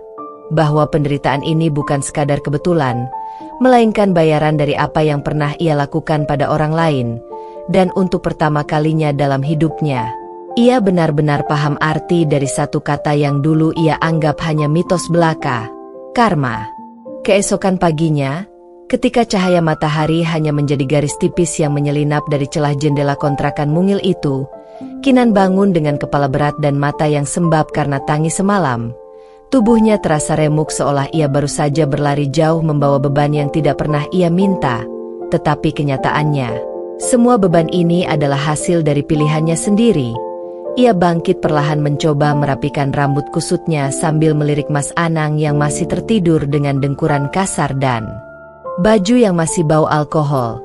Dan ketika ia melihat wajah lelaki itu, sesuatu di dalam dirinya mulai berubah. Bukan lagi cinta, bukan lagi obsesi, melainkan ketakutan, kejengkelan, dan penyesalan yang semakin memenuhi dadanya. Membuatnya berpikir bahwa mungkin terlalu terlambat baginya untuk kembali ke titik di mana semua ini belum terjadi. Lalu ia melangkah ke dapur berniat menyiapkan sesuatu sarapan seadanya. Tetapi lagi-lagi ia hanya menemukan lemari kosong. Kulkas yang dinginnya tidak lagi terpakai karena tidak ada apapun di dalamnya. Dan kenyataan muram ini membuatnya semakin sadar bahwa hidup bersama Mas Anang bukanlah hidup yang ia bayangkan saat ia dulu masih menjalani hubungan terlarang dan merasa dibutakan manisnya perhatian palsu dari lelaki yang kini bahkan tidak bisa memberi makan istrinya sendiri. Dan saat ia menatap kulkas kosong itu, tiba-tiba suara notifikasi ponsel memecah keheningan. Ia mengambilnya dengan hati-hati berharap kabar baik, tetapi begitu melihat nama pengirimnya, bang, dadanya langsung melorot karena yang tertulis adalah pemberitahuan bahwa saldo rekeningnya tinggal angka memalukan yang bahkan tidak cukup untuk membeli makanan 2 hari. Dan saat ia menatap angka itu, ia merasa dadanya seolah diperas keras oleh rasa panik yang menyesakan. Ia menyenderkan tubuh ke lemari dapur, menutup wajah dengan tangan gemetar, menyadari bahwa sedikit demi sedikit hidupnya benar-benar terjun bebas ke dalam jurang yang dulu ia kira hanya dialami oleh wanita-wanita bodoh. Padahal kini ia adalah salah satu dari mereka. Dan ketika ia masih berusaha menenangkan napasnya yang tersengal, Mas Anang bangun dengan wajah masam, meraih ponselnya tanpa menyapa dan mengumpat karena gajinya terlambat cair, lalu menyalahkan Kinan seolah semua masalah dunia adalah salahnya. "Kamu sih bikin aku pusing terus. Rezeki jadi seret," teriaknya sambil melempar bantal. Dan kata-kata itu menusuk hati Kinan dalam-dalam, membuatnya memalingkan wajah untuk menyembunyikan air mata. Tetapi Mas Anang tidak peduli. Ia malah melanjutkan makian, mengatakan betapa hidupnya dulu lebih tenang bersama Cynthia, betapa ia merasa dibebani setelah menikah dengan Kinan. Dan setiap kalimat itu adalah cambuk yang mengoyak harga diri Kinan, membuatnya bertanya-tanya kenapa dulu ia sibuk mengincar lelaki yang bahkan tidak bisa menghargai dirinya sendiri, apalagi pasangannya. Dan setelah Mas Anang pergi dengan langkah terburu-buru sambil membanting pintu hingga membuat dinding tipis rumah mereka bergetar, Kinan jatuh terduduk di lantai ruang tamu dengan wajah terkubur di kedua lututnya, menangis sejadi-jadinya tanpa peduli dunia di sekitarnya. Tangis yang tidak lagi hanya berisi sedih tetapi juga rasa malu, benci pada diri sendiri, dan penyesalan yang datang terlambat seperti badai yang menghancurkan rumah tua. Dan di tengah tangisan panjang itu, ia teringat dengan jelas bagaimana dulu ia memandang Cynthia sebagai perempuan bodoh yang tidak bisa mempertahankan suaminya. Tetapi kini ia sadar bahwa justru Cynthia yang cerdas karena memilih pergi, memilih kebebasan, sementara dirinya justru memilih masuk ke kandang singa yang kini menerkamnya tanpa ampun. Dan ketika ia menengadah memandang langit-langit yang kusam, air matanya tetap mengalir deras sambil berbisik lirih. "Kalau aku dulu tidak ikut merusak rumah tangga mereka, mungkin aku tidak akan menderita begini." Dan kenyataan pahit itu membungkus dirinya erat-erat seperti selimut dingin, membuatnya sadar bahwa luka yang ia rasakan sekarang bukan sekadar luka, tetapi hukuman dari semesta yang datang tanpa kompromi, tanpa belas kasihan, dan tanpa jalan pintas untuk melarikan diri. Hari itu langit tampak cerah, tetapi suasana hati Kinan jauh dari kata cerah. Ia bangun dengan mata sembab dan tubuh lemas, sementara pikirannya penuh rasa takut akan bagaimana sikap Mas Anang hari ini. Ia melangkah pelan menuju kamar mandi, menatap wajahnya sendiri di cermin yang retaknya sudah mulai melebar, dan melihat pantulan seorang perempuan yang bahkan tidak lagi mengenali dirinya sendiri. Wajah pucat, bibir kering, mata yang kehilangan cahaya, rambut yang tidak terurus, dan ia bertanya dalam hati sejak kapan ia berubah menjadi sosok yang begitu menyedihkan. Sejak kapan hidupnya bergantung pada seseorang yang hanya memberinya rasa sakit. Tetapi ia tidak sempat menjawab pertanyaan itu karena tiba-tiba terdengar suara langkah berat dan pintu kamar dibuka keras oleh Mas Anang yang tampaknya sudah naik darah sejak pagi. Lelaki itu berdiri di ambang pintu dengan sorot mata tajam yang membuat Kinan menelan ludah ketakutan. Lalu tanpa sapaan ia langsung marah-marah, mengatakan bahwa sarung kakinya belum dicuci, bahwa bajunya belum disetrika, bahwa rumah terlalu berantakan, dan semua itu dilontarkan dalam satu tarikan napas seolah Kinan adalah budak, bukan istri. Padahal semalam Kinan menangis sampai tertidur dan tidak punya tenaga untuk mengerjakan apapun. Tetapi Mas Anang tidak peduli, ia hanya terus menghakimi. "Dulu kamu sok hebat waktu masih jadi selingkuhan, sekarang aku lihat kamu gak bisa apa-apa," ucapnya sambil menunjuk wajah Kinan, dan hati Kinan seketika hancur. Mendengar kalimat itu, karena lelaki itu kini terang-terangan mengakui bahwa ia memang dulu melihat Kinan sebagai hiburan, bukan pasangan hidup, bukan pilihan tulus, melainkan sekadar pelarian dari rumah tangga yang ia sendiri kotori. Dan saat Mas Anang berbalik siap pergi bekerja, ia sempat menambahkan kalimat yang menusuk lebih dalam daripada pisau. Kadang aku nyesel ninggalin Cynthia. Lalu pintu rumah dibanting dengan keras, meninggalkan Kinan sendirian dengan kebisuan yang terasa lebih menakutkan daripada teriakan apapun. Kinan tersungkur di lantai, air matanya mengalir tanpa ia bisa hentikan. Dadanya terasa sesak, seolah dunia mengecil hingga sulit bernapas. Ia merasa tidak berharga, merasa hidupnya hanya kumpulan keputusan bodoh yang menghancurkan dirinya perlahan. Dan semakin ia menangis, semakin ia sadar bahwa ia terjebak dalam hubungan yang bukan hanya tidak sehat, tetapi juga beracun. Hubungan yang dulu ia kira penuh cinta ternyata hanyalah ilusi yang dibuat Mas Anang untuk membenarkan pengkhianatannya. Dan kini setelah ilusi itu hilang, yang tersisa hanya lelaki kasar, pemarah, pemabuk, dan pembohong yang setiap hari menjatuhkan harga dirinya. Namun luka terbesar bukan itu, melainkan kenyataan bahwa ia menghancurkan hidup wanita lain demi mendapatkan lelaki ini. Dan kini ia harus merasakan sendiri bagaimana rasanya menjadi yang dihancurkan. Setelah tangisnya mereda sedikit, ia membuka ponsel berharap ada pesan dari seseorang yang bisa menenangkannya. Tetapi tidak ada siapapun, tidak ada teman, tidak ada keluarga. Semua menjauh sejak hubungannya dengan Mas Anang terkuak. Bahkan saudara kandungnya sendiri menganggapnya pemecah rumah tangga orang dan menolak berbicara dengannya. Dan kesepian itu terasa seperti lubang besar yang menariknya semakin dalam, membuatnya merasa seolah ia tenggelam tanpa ada yang mau menolong. Lalu ponselnya kembali berbunyi, kali ini dari nomor tidak dikenal. Dan pesan itu hanya berisi satu kalimat pendek yang membuat seluruh tubuh Kinan merinding. Beginilah rasa yang dulu kamu berikan pada Cynthia. Ia memandangi pesan itu lama sekali hingga air matanya kembali jatuh. Bukan karena marah, bukan karena merasa dihina, tetapi karena kalimat itu benar, sepenuhnya benar. Dan untuk pertama kalinya Kinan merasakan malu yang begitu dalam hingga membuatnya memeluk dirinya sendiri seolah ia ingin menyembunyikan seluruh tubuhnya dari dunia. Dan di saat ia duduk sendirian di lantai sambil menangis, di tempat lain Cynthia sedang berjalan pulang dari kantor sambil tertawa kecil bersama rekan kerjanya. Wajahnya terlihat segar, bahagia, bebas. Ia hidup tanpa beban, tanpa ketakutan, tanpa tekanan. Dan perbedaan kontras itu seperti dua dunia yang tak mungkin bersinggungan. Yang satu hancur, yang satu bangkit, karena semesta telah mengembalikan setiap bagian dari takdir ke tempatnya masing-masing. Dan ketika hari mulai gelap, Kinan masih duduk di sudut kamar, tidak bergerak, tidak berbicara, hanya diam sambil menatap kosong ke arah pintu. Dan untuk pertama kalinya dalam hidupnya, ia merasakan bahwa mungkin saja, ia sedang berada di titik terendah yang belum tentu bisa ia bangun kembali darinya. Dan ia berbisik lirih, hampir tidak terdengar, apakah ini akhir dari diriku? Dalam perjalanan hidup yang semakin rumit setelah kebohongan demi kebohongan terungkap, Lydia mencoba menjalani harinya dengan sisa-sisa kekuatan yang ia miliki. Namun setiap langkah yang ia ambil selalu seakan menariknya kembali pada luka lama yang mulai ia tutup. Terlebih ketika Adrian tanpa sengaja membaca pesan di ponselnya dari seseorang yang dulu pernah membuatnya hancur. Seorang pria bernama Reno yang pernah memanfaatkan perasaannya.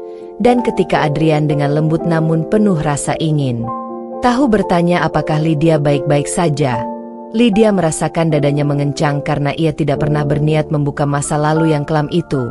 Namun pada saat yang sama ia tahu bahwa Adrian, satu-satunya orang yang selama ini membuatnya merasa aman, berhak mengetahui mengapa ada malam-malam ketika Lydia terbangun dari mimpi buruk sambil menangis diam-diam. Dan karena itulah Lydia akhirnya menceritakan semuanya dalam satu tarikan napas panjang. Bagaimana Reno dulu mendekatinya hanya untuk mengambil keuntungan. Bagaimana pria itu meminjam uang dalam jumlah besar dengan alasan keluarga. Bagaimana ia pergi meninggalkan Lydia tanpa kabar setelah mendapatkan apa yang ia inginkan, dan bagaimana Lydia bertahun-tahun merasa dirinya bodoh karena percaya pada cinta yang palsu. Membuat ia bersumpah tidak akan pernah lagi membiarkan dirinya jatuh pada orang yang hanya akan melukainya.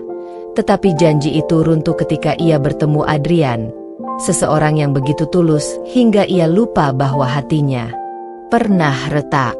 Adrian mendengarkan tanpa memotong sepatah kata pun. Namun Lydia merasakan getaran emosi dalam tatapan lelaki itu, campuran antara marah, iba, dan protektif yang begitu kuat hingga membuat Lydia ingin menangis lagi karena untuk pertama kalinya, ia merasa tidak sendirian dalam menghadapi bayang-bayang masa lalu. Tetapi luka lama memang tidak pernah benar-benar hilang. Dan ketika keesokan harinya Reno mengirim pesan lagi, mengatakan bahwa ia ingin bertemu untuk meminta maaf dan mengembalikan uang yang dulu ia ambil, Lydia dilanda dilema berat, antara menyudahi semua urusan dengan masa lalu atau menghindarinya agar tidak kembali terjebak dalam lingkaran sakit yang sama.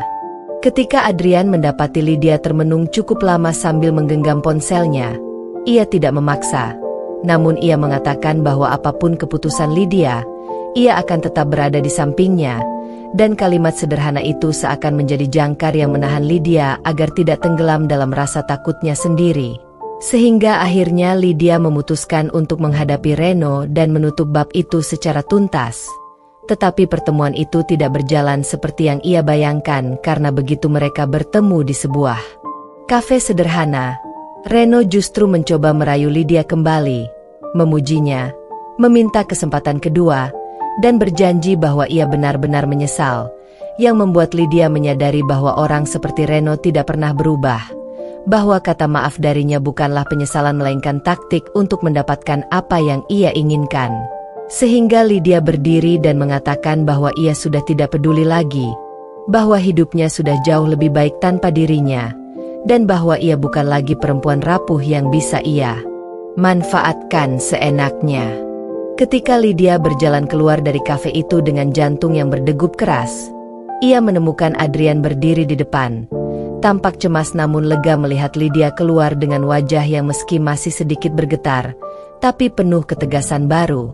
Dan tanpa berkata apapun Adrian memeluknya erat seakan ingin melindungi setiap bagian dari diri Lydia yang dulu pernah terluka, membuat Lydia menyadari bahwa ia telah melakukan hal yang benar, bahwa ia akhirnya menutup pintu masa lalunya, bahwa ia tidak akan pernah kembali pada kegelapan yang dulu hampir menghancurkannya, dan bahwa bersama Adrian, ia perlahan-lahan membangun kembali dirinya, kali ini dengan kekuatan yang benar-benar lahir dari kesadaran bahwa ia pantas bahagia.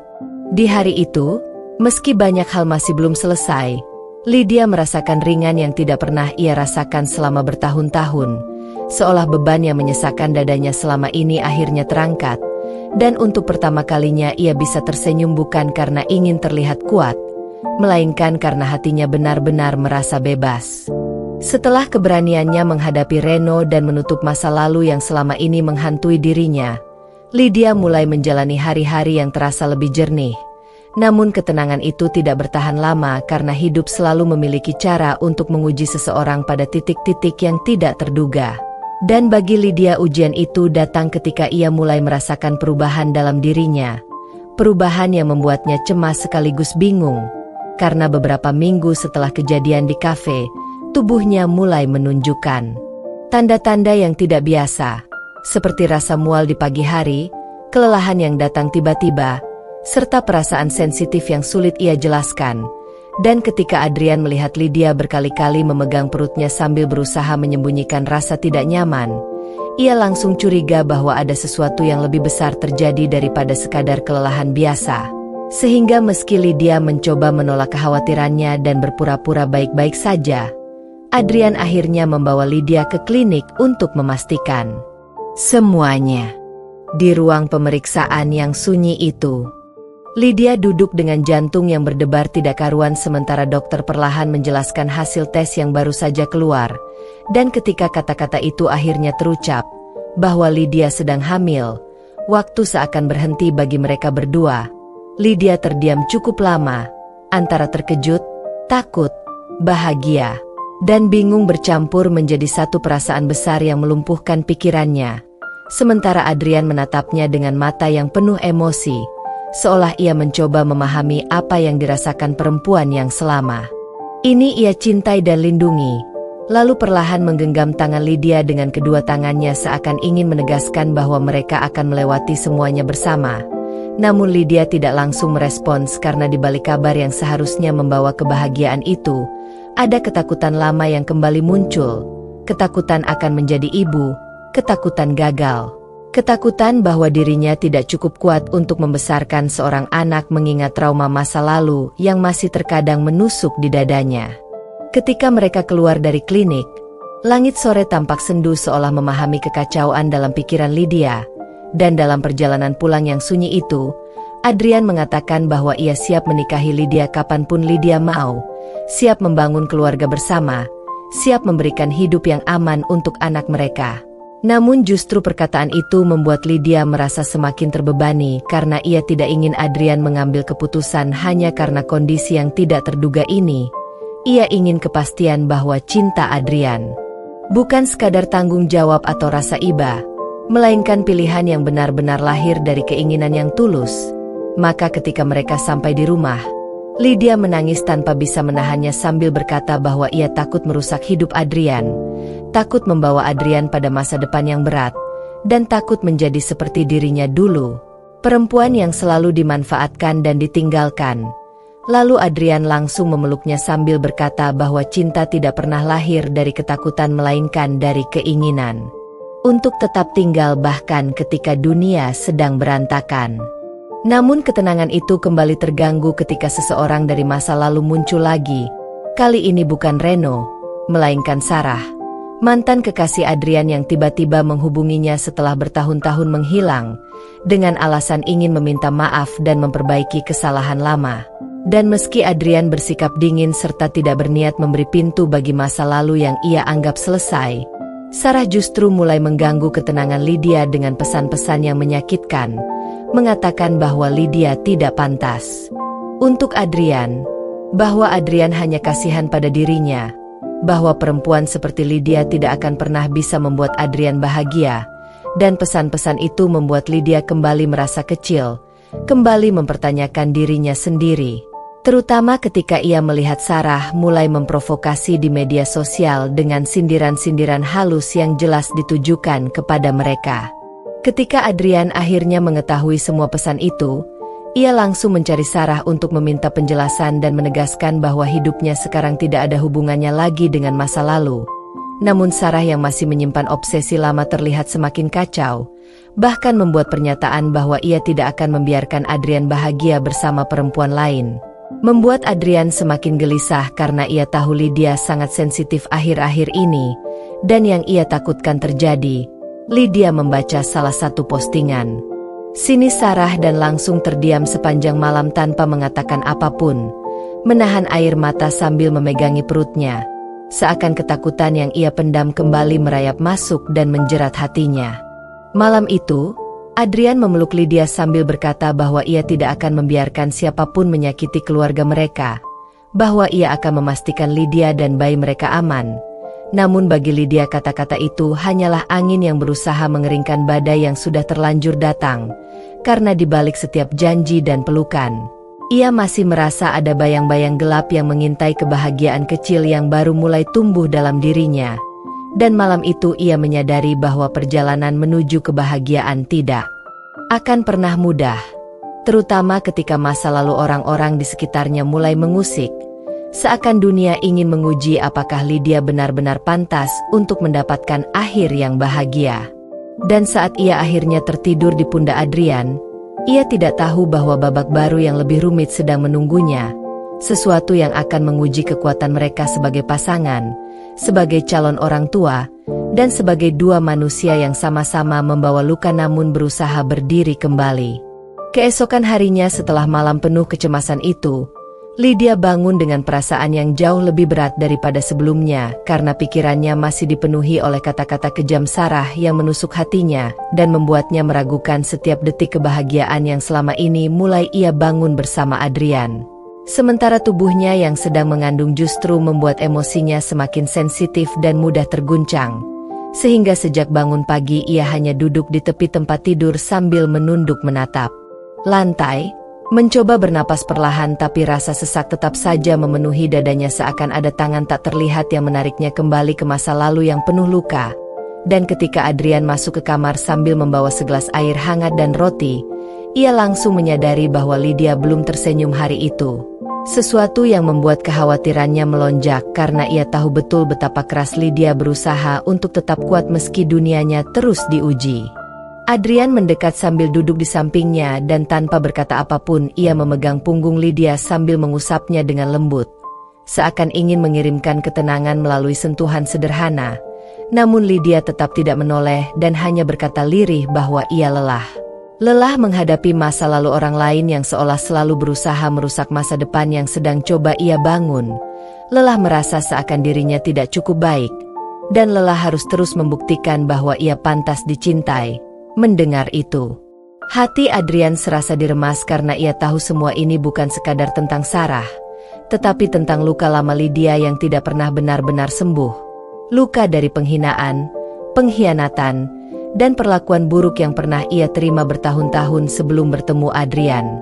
Sehingga pesan-pesan Sarah yang merendahkan dirinya langsung membuka kembali luka yang selama ini Lydia coba tutup dengan keberanian dan usaha keras.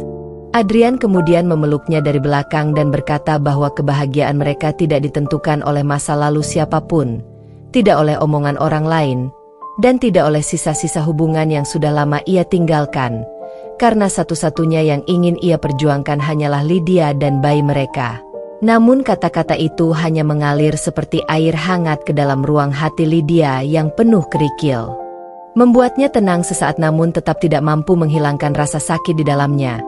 Dan ketika Lydia akhirnya bangkit untuk mandi, Adrian memutuskan mengambil tindakan yang lebih tegas karena ia tidak ingin perempuan yang ia cintai terus diserang oleh rasa tidak aman yang dipicu oleh orang yang sudah tidak lagi memiliki tempat dalam hidupnya. Tanpa menunda, Adrian menemui pihak yang bisa memblokir kontak Sarah dari semua akses digital, nomor telepon, media sosial, email, semuanya. Karena ia ingin memastikan bahwa Sarah tidak bisa lagi mengganggu ketenangan mereka. Namun ternyata Sarah jauh lebih obsesif daripada yang ia duga, karena tak lama setelah pemblokiran itu berhasil dilakukan. Sarah muncul di depan kantor Adrian sambil menangis, meronta, dan memohon untuk bicara. Membuat beberapa karyawan kaget dan mulai berbisik-bisik. Dan Adrian langsung merasa muak karena ulah Sarah bukan hanya merusak ketenangan pribadinya, tetapi juga mencoreng profesionalismenya di mata orang lain. Dengan tegas Adrian mengatakan bahwa tindakan Sarah sudah keterlaluan, bahwa ia tidak ingin lagi terlibat dalam drama seseorang yang seharusnya sudah ia tinggalkan sejak lama, dan bahwa ia tidak akan membiarkan siapapun menyakiti perempuan yang ia cintai, tetapi bukannya berhenti. Sarah justru mengeluarkan ancaman halus bahwa ia tahu sesuatu tentang masa lalu Adrian, sesuatu yang bisa membuat Lydia semakin tidak percaya diri, sesuatu yang membuat Adrian terdiam sejenak karena ia sadar Sarah benar-benar mulai tidak waras. Sementara itu, di rumah, Lydia duduk memandangi layar ponselnya yang kosong tanpa pesan baru. Namun justru kekosongan itu membuatnya semakin gelisah karena ia tahu Adrian sangat tertutup tentang hal-hal tertentu, terutama hal-hal dari masa lalunya yang sisa-sisanya baru terlihat sekarang. Dan ketika ia menunggu Adrian pulang, kecemasan itu tumbuh menjadi sebuah bayangan hitam yang terus mengusik pikirannya, membuatnya berpikir apakah memang benar dirinya pantas untuk Adrian atau apakah ia hanyalah pilihan yang terjadi karena keadaan. Ketika Adrian akhirnya pulang sore itu, ia terlihat letih dan wajahnya menunjukkan bahwa banyak hal terjadi hari itu. Namun sebelum ia sempat berkata apapun, Lydia langsung bertanya apakah ada yang disembunyikan darinya. Pertanyaan yang membuat Adrian terdiam beberapa detik karena ia tidak ingin berbohong, tetapi juga tidak ingin membuat Lydia tambah stres. Sampai akhirnya ia memutuskan untuk berkata bahwa masa lalu memang pernah berantakan, tetapi tidak ada satupun bagian dari masa lalunya yang lebih berharga daripada hidupnya bersama Lydia. Namun jawaban itu tidak membuat kegelisahan Lydia hilang, melainkan membuatnya semakin takut bahwa ada sesuatu yang lebih besar sedang mengintai hubungan mereka, sesuatu yang bisa merusak apapun yang sedang mereka bangun, sehingga malam itu Lydia tidur dengan mata yang masih basah. Sementara Adrian duduk di sisi tempat tidur sambil memegang tangan Lydia. Berjanji dalam hati bahwa ia akan melakukan apapun untuk melindungi perempuan yang ia cintai dari masa lalunya, dari orang-orang beracun, dan dari ketakutannya sendiri, tanpa menyadari bahwa ancaman terbesar justru sedang bergerak di belakang layar, menunggu waktu yang tepat untuk muncul dan mengguncang hidup mereka sekali lagi. Hari-hari berikutnya berubah menjadi masa yang semakin berat bagi Lydia, karena meski kontak Sarah sudah diblokir dan Adrian berusaha menjaga ketenangan mereka, perasaan tidak aman di dalam diri Lydia tetap tumbuh seperti akar liar yang merambat ke seluruh sudut hatinya, membuatnya memikirkan hal-hal paling buruk setiap kali Adrian pulang terlambat atau tampak sedikit gelisah. Sehingga pada suatu sore ketika Adrian baru tiba di rumah dengan wajah lelah sementara Lydia sedang menyiapkan makan malam di dapur, suasana hening yang biasanya menenangkan justru terasa menyesakan karena Lydia merasakan ada sesuatu yang salah, sesuatu yang tidak diungkapkan Adrian. Dan perasaan itu semakin kuat ketika ia melihat Adrian memeriksa ponselnya diam-diam dengan ekspresi kaku sebelum cepat-cepat meletakkannya di meja, seperti seseorang yang menyembunyikan sesuatu yang rapuh. Lydia yang semakin sensitif sejak kehamilan langsung merasa dadanya mengencang, seakan ada tangan yang menggerakkan pikirannya ke arah ketakutan yang tidak punya bentuk. Adrian yang menyadari perubahan sikap Lydia mencoba mendekat sambil berkata bahwa ia hanya sedang stres pekerjaan. Namun Lydia yang selama ini menyimpan banyak keresahan akhirnya tidak tahan dan bertanya langsung apakah Sarah masih mengganggu atau apakah ada hal lain yang ia tidak ketahui. Dan mendengar pertanyaan itu Adrian terdiam cukup lama sebelum akhirnya berkata bahwa Sarah memang datang ke kantornya beberapa hari lalu untuk membuat keributan. Tetapi ia sudah menegaskan bahwa semuanya berakhir. Meski begitu, Lydia merasakan nada suara Adrian tidak sepenuhnya meyakinkan, seperti ada sesuatu yang ditahan. Dan kecurigaan itu menggerogoti ketenangannya, memunculkan kembali rasa takut akan ditinggalkan seperti dulu. Malam itu Lydia tidak bisa tidur dan hanya memandangi langit-langit kamar sambil memegangi perutnya yang mulai membesar. Berpikir apakah semua ketidakpastian ini akan berdampak pada bayinya. Apakah ia mampu memberikan lingkungan yang aman untuk jiwa kecil yang sedang tumbuh di dalam dirinya. Sementara Adrian duduk lama di ruang tengah sambil memegang ponsel dan membaca pesan yang baru saja masuk dari nomor tak dikenal.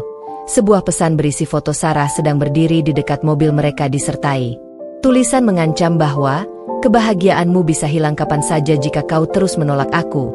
Membuat tubuh Adrian menggigil karena ia tahu gangguan Sarah sudah melewati batas kewarasan. Dan ia semakin takut pesan ini akan sampai ke Lydia dan menghancurkan mentalnya yang sudah rapuh. Keesokan harinya keadaan menjadi semakin buruk ketika Lydia yang sedang berada di ruang tamu secara tidak sengaja melihat berita viral di media sosial tentang seorang perempuan yang mengaku disakiti mantan kekasihnya. Dan ketika Lydia membaca lebih jauh, ia sadar bahwa perempuan itu tidak lain adalah Sarah yang sedang memanfaatkan popularitas untuk menyebarkan cerita manipulatif yang menggiring opini publik seolah dialah korban yang ditinggalkan tanpa penjelasan, bahkan menyebut bahwa mantan kekasihnya sekarang bersama perempuan yang tidak bermoral dan mengambil kesempatan dari kelemahan laki-laki. Kalimat yang jelas ditujukan kepada Lydia, membuat darahnya serasa berhenti karena jutaan mata di internet bisa saja menelan bulat-bulat kebohongan itu. Lydia merasa muntah, tubuhnya melemah, tangannya gemetar sambil memegang perutnya. Dan kali ini ia tidak hanya takut pada Sarah tetapi juga pada dunia luar yang bisa dengan mudah menghakimi tanpa tahu apapun. Saat Adrian pulang dan mendapati Lydia duduk pucat di sofa sambil memegang ponsel, ia langsung panik dan berlari menghampirinya.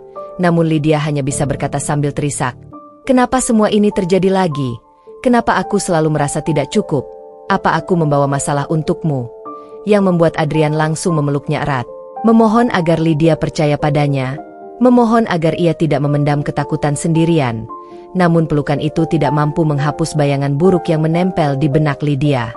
Ketika malam semakin larut dan hujan turun deras, Adrian akhirnya memutuskan bahwa ia tidak bisa lagi membiarkan Sarah membuat kehidupan mereka kacau dan harus mengambil tindakan hukum sebelum semuanya semakin memburuk. Namun sebelum ia sempat menghubungi pengacara, sebuah suara notifikasi terdengar dari ponselnya. Pesan baru dari nomor tak dikenal. Dan kali ini isinya jauh lebih mengerikan. Foto Lydia sedang duduk di balkon rumah diambil dari jarak jauh tanpa sepengetahuannya.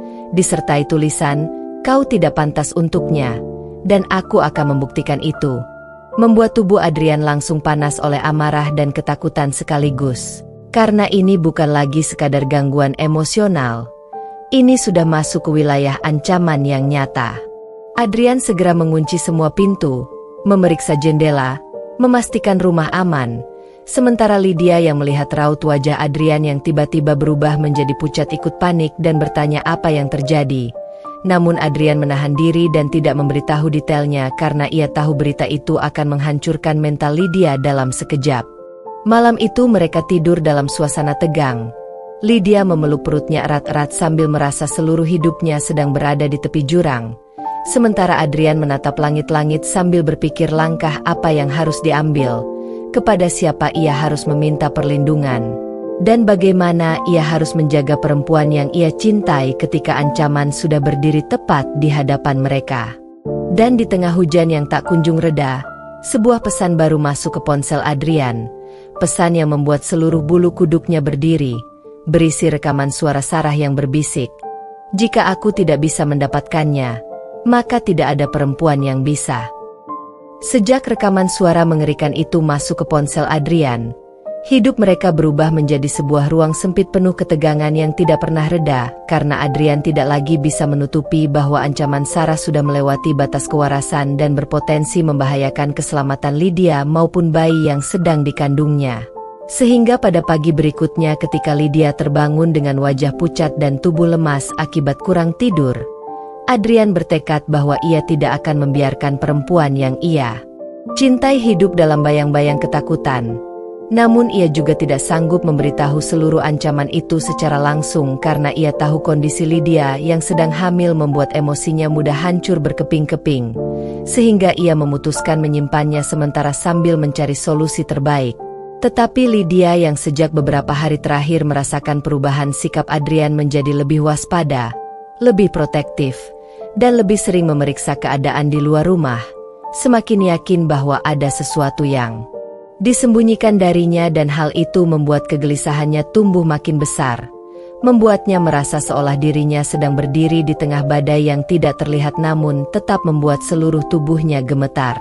Hari itu Adrian meminta Lydia untuk tidak keluar rumah.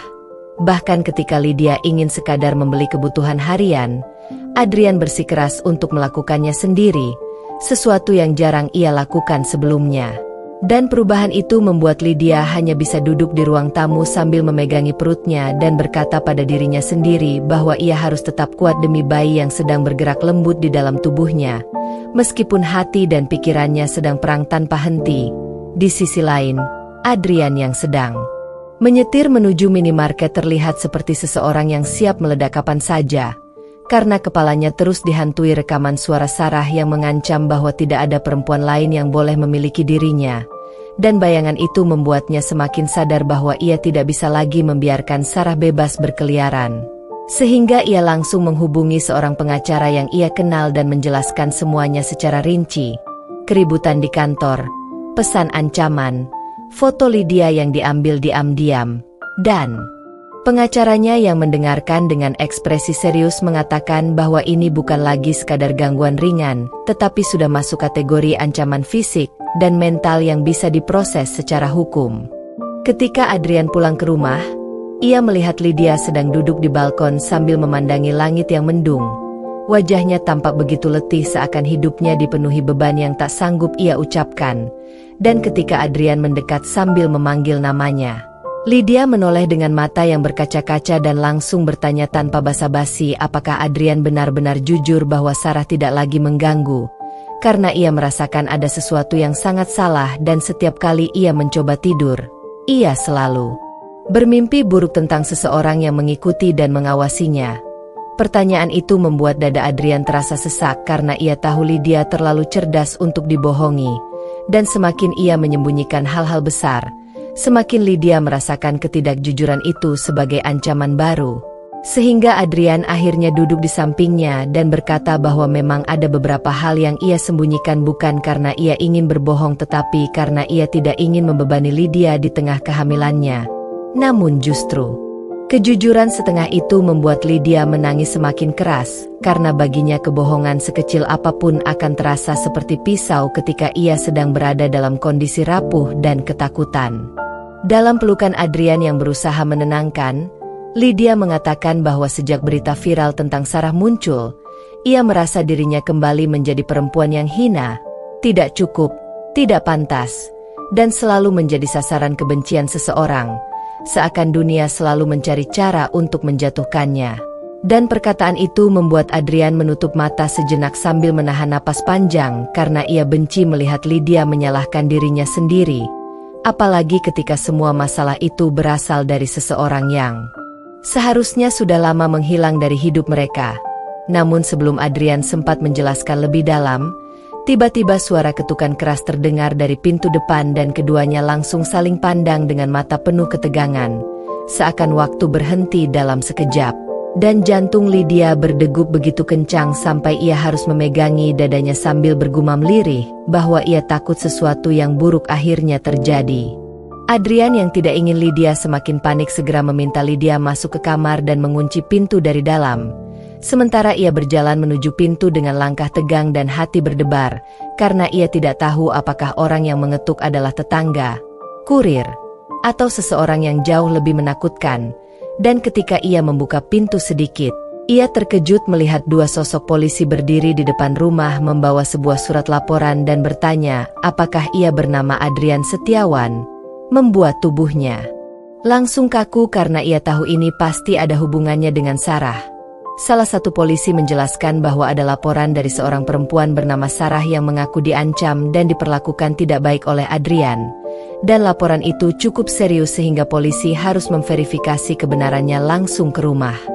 Membuat Adrian hampir kehilangan kendali karena ia menyadari bahwa Sarah tidak hanya mengganggu secara pribadi tetapi juga mencoba menghancurkan reputasi dan kehidupan profesionalnya melalui jalur hukum.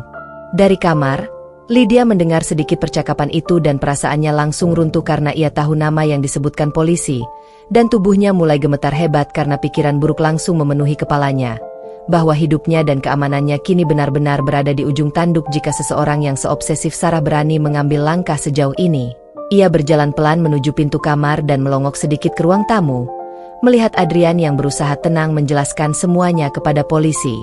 Sementara kedua tangannya mengepal kuat hingga buku jarinya memutih. Dan pada detik itu Lydia sadar bahwa ancaman yang selama ini menghantui pikiran Adrian bukan hanya imajinasi atau kekhawatiran semata, tetapi ancaman nyata yang sedang merayap masuk ke dalam rumah mereka dan bisa menghancurkan apa saja jika mereka tidak segera mengambil langkah besar.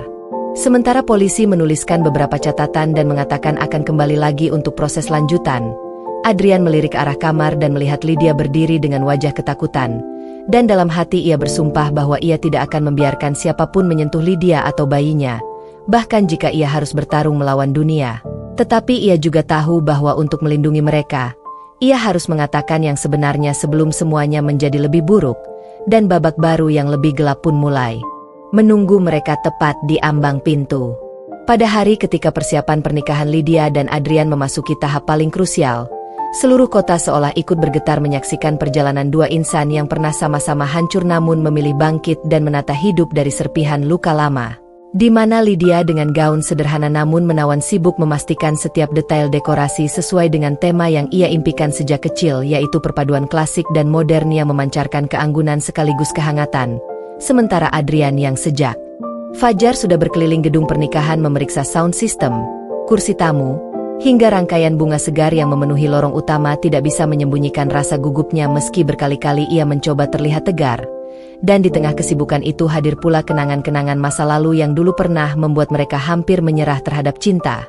Termasuk malam ketika Adrian menemukan Lydia menangis sendirian di balkon apartemennya sementara hujan turun deras tapi ia tetap berdiri memandangi langit kota yang gelap seolah mencari jawaban atas semua rasa sakit yang pernah ia telan sendirian. Namun kali ini, berbeda dari semua masa lalu yang kelam itu, Lydia menjalani hari ini dengan hati yang mantap karena ia tahu bahwa lelaki yang berdiri menunggu di ujung lorong nanti adalah seseorang yang tidak hanya mencintainya, tetapi juga menghargai semua luka yang pernah membentuk dirinya. Dan ketika para tamu mulai berdatangan, musik lembut mulai mengalun, aroma bunga mawar memenuhi ruangan. Besar dengan lampu kristal yang memantulkan cahaya keemasan ke segala arah, Lydia akhirnya melangkah masuk perlahan dengan senyum yang tidak lagi menyimpan getir, ditemani tatapan bangga dari orang-orang yang selama ini menyaksikan perjuangannya. Sementara Adrian yang berdiri tegak di altar memandangnya dengan mata berbinar seolah seluruh waktu berhenti. Dan ketika mereka akhirnya berdiri saling berhadapan, tangan saling menggenggam erat. Janji mereka diucapkan dengan suara bergetar namun tegas. Bahwa mulai hari itu mereka berdua akan saling menjaga, saling mengobati, saling menguatkan bahkan pada hari-hari ketika dunia seolah ingin meruntuhkan segalanya. Lalu para tamu bertepuk tangan merayakan kemenangan cinta yang pernah jatuh sedalam-dalamnya namun tetap memilih untuk bangun kembali. Dan saat malam tiba serta pesta mulai mencapai puncaknya dengan tawa, musik, dan cahaya lampu yang berkilauan, Lydia menyadari bahwa tidak ada satupun hal yang terjadi dalam hidupnya yang sia-sia. Karena semuanya mengantarkannya pada hari di mana ia berdiri sebagai perempuan yang utuh, kuat, dan dicintai dengan cara yang tidak pernah ia bayangkan dulu. Sementara Adrian, yang memeluknya erat di tengah gemuruh tepuk tangan dan ucapan selamat, tahu bahwa hari itu bukan hanya hari pernikahan mereka tetapi juga hari ketika keduanya akhirnya menutup pintu masa lalu untuk membuka kehidupan baru yang penuh harapan. Setelah pesta pernikahan yang mengharukan itu selesai dan matahari pagi berikutnya muncul dengan sinar lembut yang menembus tirai kamar hotel tempat Lydia dan Adrian beristirahat, keduanya memulai hari pertama sebagai pasangan suami istri dengan perasaan yang sulit digambarkan. Karena di satu sisi ada kelegaan luar biasa yang menyelimuti mereka setelah melalui begitu banyak badai yang hampir merenggut masa depan mereka. Namun di sisi lain muncul pula perasaan haru mendalam yang membuat Lydia memejamkan mata lama-lama ketika Adrian mencium keningnya sambil berbisik bahwa ia bersyukur Tuhan mempertemukan mereka lagi setelah sekian banyak jalan berkelok yang sempat membuat mereka tersesat. Dan sambil menikmati sarapan yang diantarkan ke kamar, mereka mengobrol panjang tentang hal-hal kecil yang dulu terabaikan saat masing-masing masih sibuk memperbaiki luka lama, seperti mimpi masa depan, keinginan sederhana untuk berlibur ke tempat yang selama ini hanya mereka lihat lewat foto, hingga rencana membangun rumah dengan halaman luas agar mereka bisa menanam bunga dan memelihara anjing yang selalu diimpikan Lydia sejak kecil. Lalu setelah membereskan barang-barang, mereka turun ke lobi hotel dan kembali disambut ucapan selamat dari beberapa tamu yang masih menginap. Sebelum akhirnya mereka menuju mobil Adrian yang sudah dipenuhi bunga dan pita terakhir dari pesta semalam. Dan di sepanjang perjalanan pulang, Lydia memandangi jalanan kota yang mulai ramai sambil teringat semua masa-masa kelam yang dulu membuatnya hampir berhenti percaya bahwa ia pantas mendapatkan kebahagiaan seperti sekarang. Seperti hari ketika ia pulang dari kantor dan mendapati dirinya ditinggalkan seseorang yang pernah ia cintai mati-matian tanpa penjelasan apapun. Atau malam ketika ia menangis diam-diam agar keluarganya tidak mengetahui betapa hancurnya ia. Namun semua itu kini terasa seperti bayangan jauh yang tak lagi mampu menyentuh hatinya, sebab kini ia duduk di samping pria yang memegang tangannya erat, yang berkali-kali memastikan bahwa hidup mereka ke depan akan jauh lebih baik dari hari-hari paling gelap yang pernah mereka lalui. Lalu ketika mereka tiba di rumah baru mereka, sebuah rumah kecil yang masih dalam tahap renovasi tetapi sudah cukup nyaman untuk ditinggali, Adrian mengajak Lydia masuk sambil menyingkap tirai yang baru dipasang, memperlihatkan ruangan penuh cahaya yang seolah menjadi simbol kehidupan baru mereka. Dan Lydia yang biasanya tegar, mendapati dirinya meneteskan air mata bahagia, karena semua ini terasa seperti mimpi yang akhirnya menjadi nyata. Kemudian Adrian memeluknya dari belakang sambil berkata bahwa mereka berdua akan membangun masa depan yang tidak hanya dipenuhi janji tetapi juga tindakan nyata. Dan saat sore tiba serta cahaya oranye matahari masuk ke dalam rumah melalui jendela besar, mereka duduk berdampingan sambil merencanakan apa saja yang ingin mereka capai, mulai dari usaha kecil-kecilan, rencana bulan madu ke tempat yang tenang, hingga membicarakan kemungkinan memiliki anak di masa depan. Dan suasana hangat itulah yang membuat babak baru kehidupan mereka terasa sempurna, seolah Tuhan memberikan mereka kesempatan kedua yang tidak akan mereka sia-siakan. Sebab bagi Lydia dan Adrian, hari itu bukan hanya hari pertama menjadi pasangan suami istri, tetapi juga permulaan dari kisah panjang yang akan mereka tulis bersama dengan cinta, ketulusan, dan harapan tanpa batas. Pada minggu pertama setelah resmi menjadi pasangan suami istri, kehidupan Lydia dan Adrian yang mulanya dipenuhi ketenangan dan kebahagiaan perlahan mulai bergeser ketika kenyataan bahwa tidak semua orang merestui kebahagiaan mereka mulai tampak, terutama ketika Lydia menerima pesan dari nomor tak dikenal yang ternyata berasal dari masa lalunya. Seseorang yang dulu pernah mempermainkannya dan kini tiba-tiba muncul membawa kabar bahwa ia menyesal telah menyia-nyiakan perempuan sebaik dirinya, yang membuat Lydia merasa muak sekaligus terganggu karena ia tidak ingin masa lalu kelam itu kembali muncul dan merusak kedamaian yang baru saja ia bangun. Sehingga ia memutuskan untuk tidak memberitahu Adrian agar suaminya itu tidak merasa terganggu atau cemburu. Tetapi ternyata sikap Lydia yang terlihat sedikit gelisah hari itu membuat Adrian bertanya-tanya dan menebak bahwa istrinya mungkin sedang menyembunyikan sesuatu. Namun karena ia memilih untuk percaya dan tidak ingin menekan, Adrian hanya memeluk Lydia dari belakang sambil berkata bahwa apapun yang terjadi mereka akan menghadapinya bersama. Dan ucapan sederhana itu membuat Lydia tersenyum haru walaupun hatinya masih diselimuti rasa was-was. Lalu keesokan harinya ketika mereka sedang berada di rumah baru sambil menyusun meja dan rak buku, muncul kejutan lain berupa kedatangan seseorang yang tidak pernah Lydia bayangkan. Ibu dari mantan suaminya yang dulu begitu membencinya dan menuduhnya sebagai penyebab kehancuran rumah tangga. Yang sebenarnya hancur karena kelakuan putranya sendiri. Dan kemunculan wanita itu membuat Lydia terdiam sementara Adrian dengan sopan mempersilakan tamu tak diundang tersebut masuk.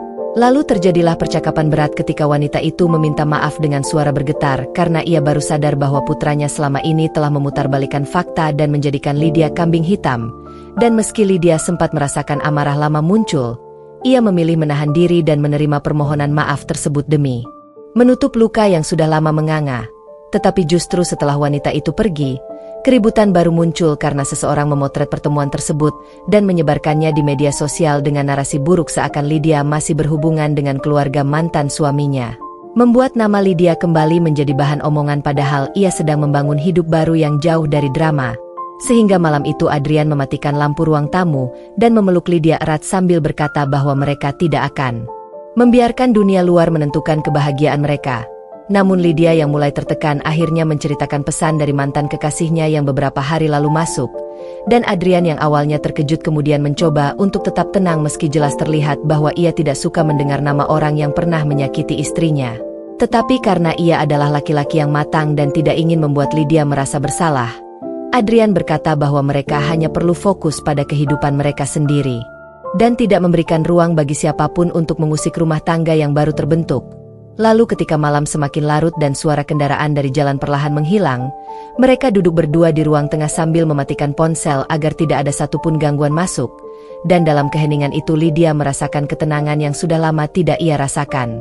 Menyadari bahwa cinta bukan hanya tentang bahagia, tetapi juga tentang menerima masa lalu, menghadapi yang datang di masa kini, dan melindungi apa yang sedang dibangun bersama, membuat babak kehidupan mereka di bulan pertama pernikahan menjadi penuh dinamika yang tidak diprediksi namun sekaligus memperkuat hubungan mereka, karena keduanya sadar bahwa badai bukan untuk menghancurkan, melainkan untuk menguji apakah mereka benar-benar siap berjalan seiring seumur hidup. Hari-hari berikutnya setelah semua kegaduhan itu berlalu justru membawa tantangan baru bagi Lydia dan Adrian ketika rumah baru mereka, yang seharusnya menjadi tempat paling aman dan nyaman tiba-tiba berubah menjadi pusat perhatian setelah foto pertemuan Lydia dengan ibu mantan suaminya tersebar di berbagai akun gosip. Membuat banyak orang mengomentari hidup pribadi mereka seolah mereka tahu segalanya. Dan Lydia yang semula berusaha tegar perlahan mulai merasakan tekanan besar karena setiap kali ia membuka ponselnya selalu ada pesan bernada sinis, komentar menyakitkan, bahkan ancaman dari orang-orang yang tidak mengenalnya sama sekali namun merasa berhak menghakiminya. Sementara Adrian yang bekerja keras menyelesaikan renovasi rumah di sisi lain semakin cemas melihat istrinya kehilangan senyum yang selama ini menjadi sumber kekuatannya. Lalu pada suatu sore ketika hujan turun sangat deras dan suara gemuruh langit terdengar hingga ke dalam rumah, Lydia akhirnya tak mampu menahan air mata lagi dan menangis di pelukan Adrian, menceritakan semua beban yang ia tanggung sendirian, termasuk ketakutannya bahwa masa lalu, para pembenci, dan orang-orang iri itu akan merusak rumah tangga yang baru mereka bangun. Dan Adrian yang mendengarkan dengan tatapan tulus langsung mengambil keputusan besar, untuk sementara menonaktifkan semua akun media sosial mereka, agar tidak ada lagi pintu bagi gangguan luar masuk ke kehidupan mereka. Lalu ia mengajak Lydia pergi menginap di villa milik temannya di pinggir kota agar mereka bisa menjauh dari hiruk-pikuk dan menata ulang pikiran dengan tenang. Dan perjalanan ke villa itu dipenuhi keheningan yang tidak menegangkan melainkan menenangkan, karena keduanya hanya saling menggenggam tangan tanpa perlu banyak kata. Seolah kehadiran satu sama lain lebih dari cukup untuk memastikan bahwa mereka tidak sendirian dalam menghadapi dunia. Dan sesampainya di villa yang dikelilingi pepohonan rindang serta aroma tanah basah setelah hujan, Lydia merasakan kedamaian yang sudah lama hilang. Lalu malam itu mereka makan malam sederhana sambil membahas masa depan tanpa gangguan, tanpa suara bising dari luar, tanpa bayangan masa lalu yang mengejar. Namun justru saat suasana mulai terasa damai, seseorang dari masa lalu Lydia kembali mencoba masuk dengan menelepon berkali-kali dari nomor berbeda. Mantan suaminya yang dulu meninggalkannya begitu saja dan kini tiba-tiba ingin meminta maaf serta mengungkapkan penyesalan. Tetapi Lydia yang kini jauh lebih kuat memutuskan untuk tidak mengangkatnya sama sekali, karena ia tahu ia tidak lagi terikat oleh apapun dari masa lalu. Dan Adrian yang mengetahui hal itu hanya mengusap punggung istrinya sambil berkata bahwa ia sangat bangga karena Lydia berani memilih dirinya sendiri pertama kali dalam hidupnya. Dan malam itu ketika angin sepoi-sepoi masuk dari jendela terbuka serta suara alam menenangkan mendominasi suasana, Lydia menatap Adrian dengan perasaan syukur yang begitu besar. Menyadari bahwa segala badai yang mencoba merobohkan mereka selama ini justru membuat hubungan mereka semakin kuat, semakin solid, semakin mengakar, dan ia berjanji pada dirinya sendiri bahwa apapun yang terjadi di luar sana, entah itu hujatan, fitnah, masa lalu yang mencoba kembali, atau kebencian orang-orang yang tidak suka melihat kebahagiaannya, semua itu tidak akan mampu menyentuh rumah dan cinta yang sedang ia bangun bersama Adrian, menjadikan malam itu sebagai titik balik penting di mana Lydia akhirnya benar-benar menutup buku lama dan mulai menulis dengan tinta baru tanpa menengok ke belakang lagi. Pada pagi terakhir mereka menginap di villa yang tenang itu, ketika embun masih melekat di dedaunan dan aroma tanah basah memenuhi udara, kehidupan Lydia dan Adrian memasuki babak baru yang lebih menentukan karena setelah melewati badai komentar jahat, munculnya masa lalu yang mengusik, serta tekanan mental yang hampir meruntuhkan ketenangan mereka. Kini mereka duduk berdua di teras dengan secangkir teh hangat sambil memandang langit perlahan berubah warna, dan dalam keheningan yang penuh keteduhan itu Adrian menggenggam tangan Lydia erat-erat sambil mengatakan bahwa ia ingin memulai hidup sepenuhnya dari awal bersama wanita yang kini menjadi pusat seluruh dunianya. Lalu tanpa perlu banyak kata, Lydia mengangguk karena ia merasakan kejujuran luar biasa dalam setiap detak pria itu, sehingga setelah mereka kembali ke rumah, langkah pertama yang mereka lakukan adalah membangun lingkungan yang benar-benar terlindung dari campur tangan luar dengan menata ulang seluruh ruangan, memasang keamanan tambahan, menghapus seluruh akun media sosial, dan membuat batasan-batasan baru terhadap siapapun yang ingin masuk dalam kehidupan mereka, termasuk menolak dengan tegas upaya mantan suaminya maupun mantan kekasihnya yang terus mencoba menghubungi. Kemudian tak lama setelah itu pekerjaan Adrian mulai berkembang karena fokus hidupnya tidak lagi terpecah. Sementara Lydia mulai membuka bisnis kecil yang sejak lama ia impikan, bisnis bunga dan hampers yang memadukan ketenangan, kreativitas, serta kecintaan Lydia pada hal-hal indah. Dan tanpa disangka usaha itu berkembang pesat karena Lydia mengerjakannya dengan hati penuh syukur. Kemudian satu hari ketika usaha mereka mulai stabil, mereka memutuskan untuk mengadakan acara syukuran kecil-kecilan di rumah yang hanya dihadiri sahabat-sahabat yang benar-benar tulus. Dan di tengah suasana hangat itu Lydia menyadari betapa jauh dirinya telah melangkah sejak hari pertama ia ditinggalkan dalam keadaan hancur. Betapa banyak luka yang sudah ia tutup, betapa banyak pintu yang ia tutup dan buka kembali, hingga ia menemukan dirinya berdiri sebagai perempuan yang lebih kuat, lebih bijak, dan tidak lagi takut menghadapi komentar dunia. Lalu beberapa bulan kemudian ketika bisnis mereka semakin berkembang, rumah mereka semakin rapi, dan hubungan mereka semakin kokoh, Adrian membawa Lydia ke sebuah bukit kecil di luar kota pada sore hari saat langit berwarna keemasan. Dan di sana, sambil memeluk istrinya dari belakang, ia mengungkapkan rasa terima kasihnya karena Lydia telah bersedia melewati semua badai bersamanya dan tetap memilih tinggal meski dunia sempat menggempur mereka dari berbagai sisi, membuat Lydia meneteskan air mata bahagia karena untuk pertama kalinya dalam hidupnya ia merasa benar-benar aman, benar-benar dicintai, dan benar-benar dihargai. Lalu beberapa minggu setelah momen itu kehidupan mereka berubah lagi ketika dokter mengabarkan bahwa Lydia sedang mengandung, sesuatu yang tidak pernah mereka sangka datang begitu cepat. Dan ketika mendengar kabar itu Adrian memeluk istrinya sambil menangis karena bahagia, menyadari bahwa Tuhan benar-benar memberi mereka kesempatan baru untuk memulai keluarga yang mereka idamkan, sehingga 7 bulan berikutnya diisi dengan tawa, persiapan, harapan, dan cinta yang semakin tumbuh.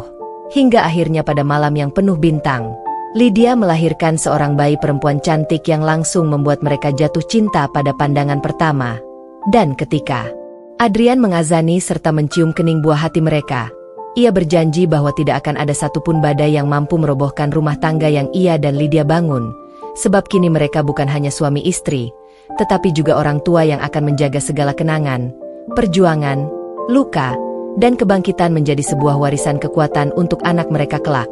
Dan ketika hari-hari berlalu dengan lembut, Lydia yang sering menatap bayinya saat tertidur akhirnya sadar bahwa perjalanan panjang yang dulu begitu menyakitkan ternyata membawanya tepat ke tempat yang seharusnya, ke pelukan yang tepat, ke kehidupan yang tenang, dan ia menutup babak gelap masa lalunya dengan rasa syukur mendalam sambil berkata pada dirinya sendiri bahwa ia telah memenangkan hidupnya, sebab kini tidak ada lagi rasa takut, tidak ada lagi keraguan, hanya cinta, ketenangan, dan masa depan yang akan ia jalani bersama Adrian dan putri kecil mereka sampai akhir hayat, menjadikan kisah ini bukan tentang luka yang dulu melukainya, melainkan tentang bagaimana ia bangkit, memilih dirinya sendiri, dan menemukan kebahagiaan yang benar-benar layak ia terima.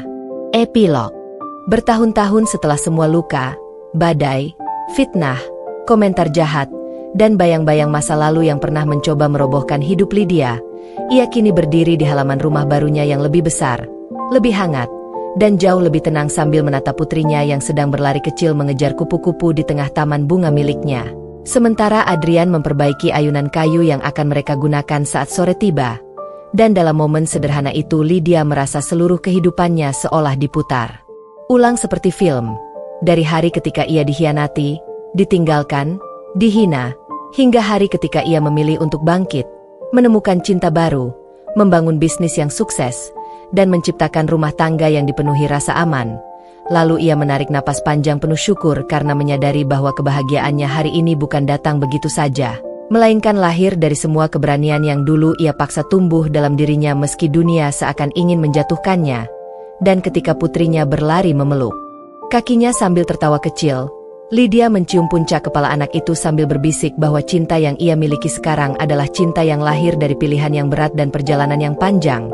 Kemudian ketika matahari mulai terbenam dan langit berubah warna keemasan, Adrian menghampiri mereka berdua sambil memeluk tubuh mereka dalam satu genggaman yang hangat, membuat Lydia semakin yakin bahwa ia telah sampai di tempat yang selalu ia cari, tempat di mana ia tidak lagi perlu membela diri, tidak lagi perlu melawan dunia seorang diri, tidak lagi perlu mengejar cinta yang tidak pasti, karena kini ia memiliki keluarga kecil yang dibangun dari ketulusan, kesabaran, dan keberanian untuk meninggalkan masa lalu.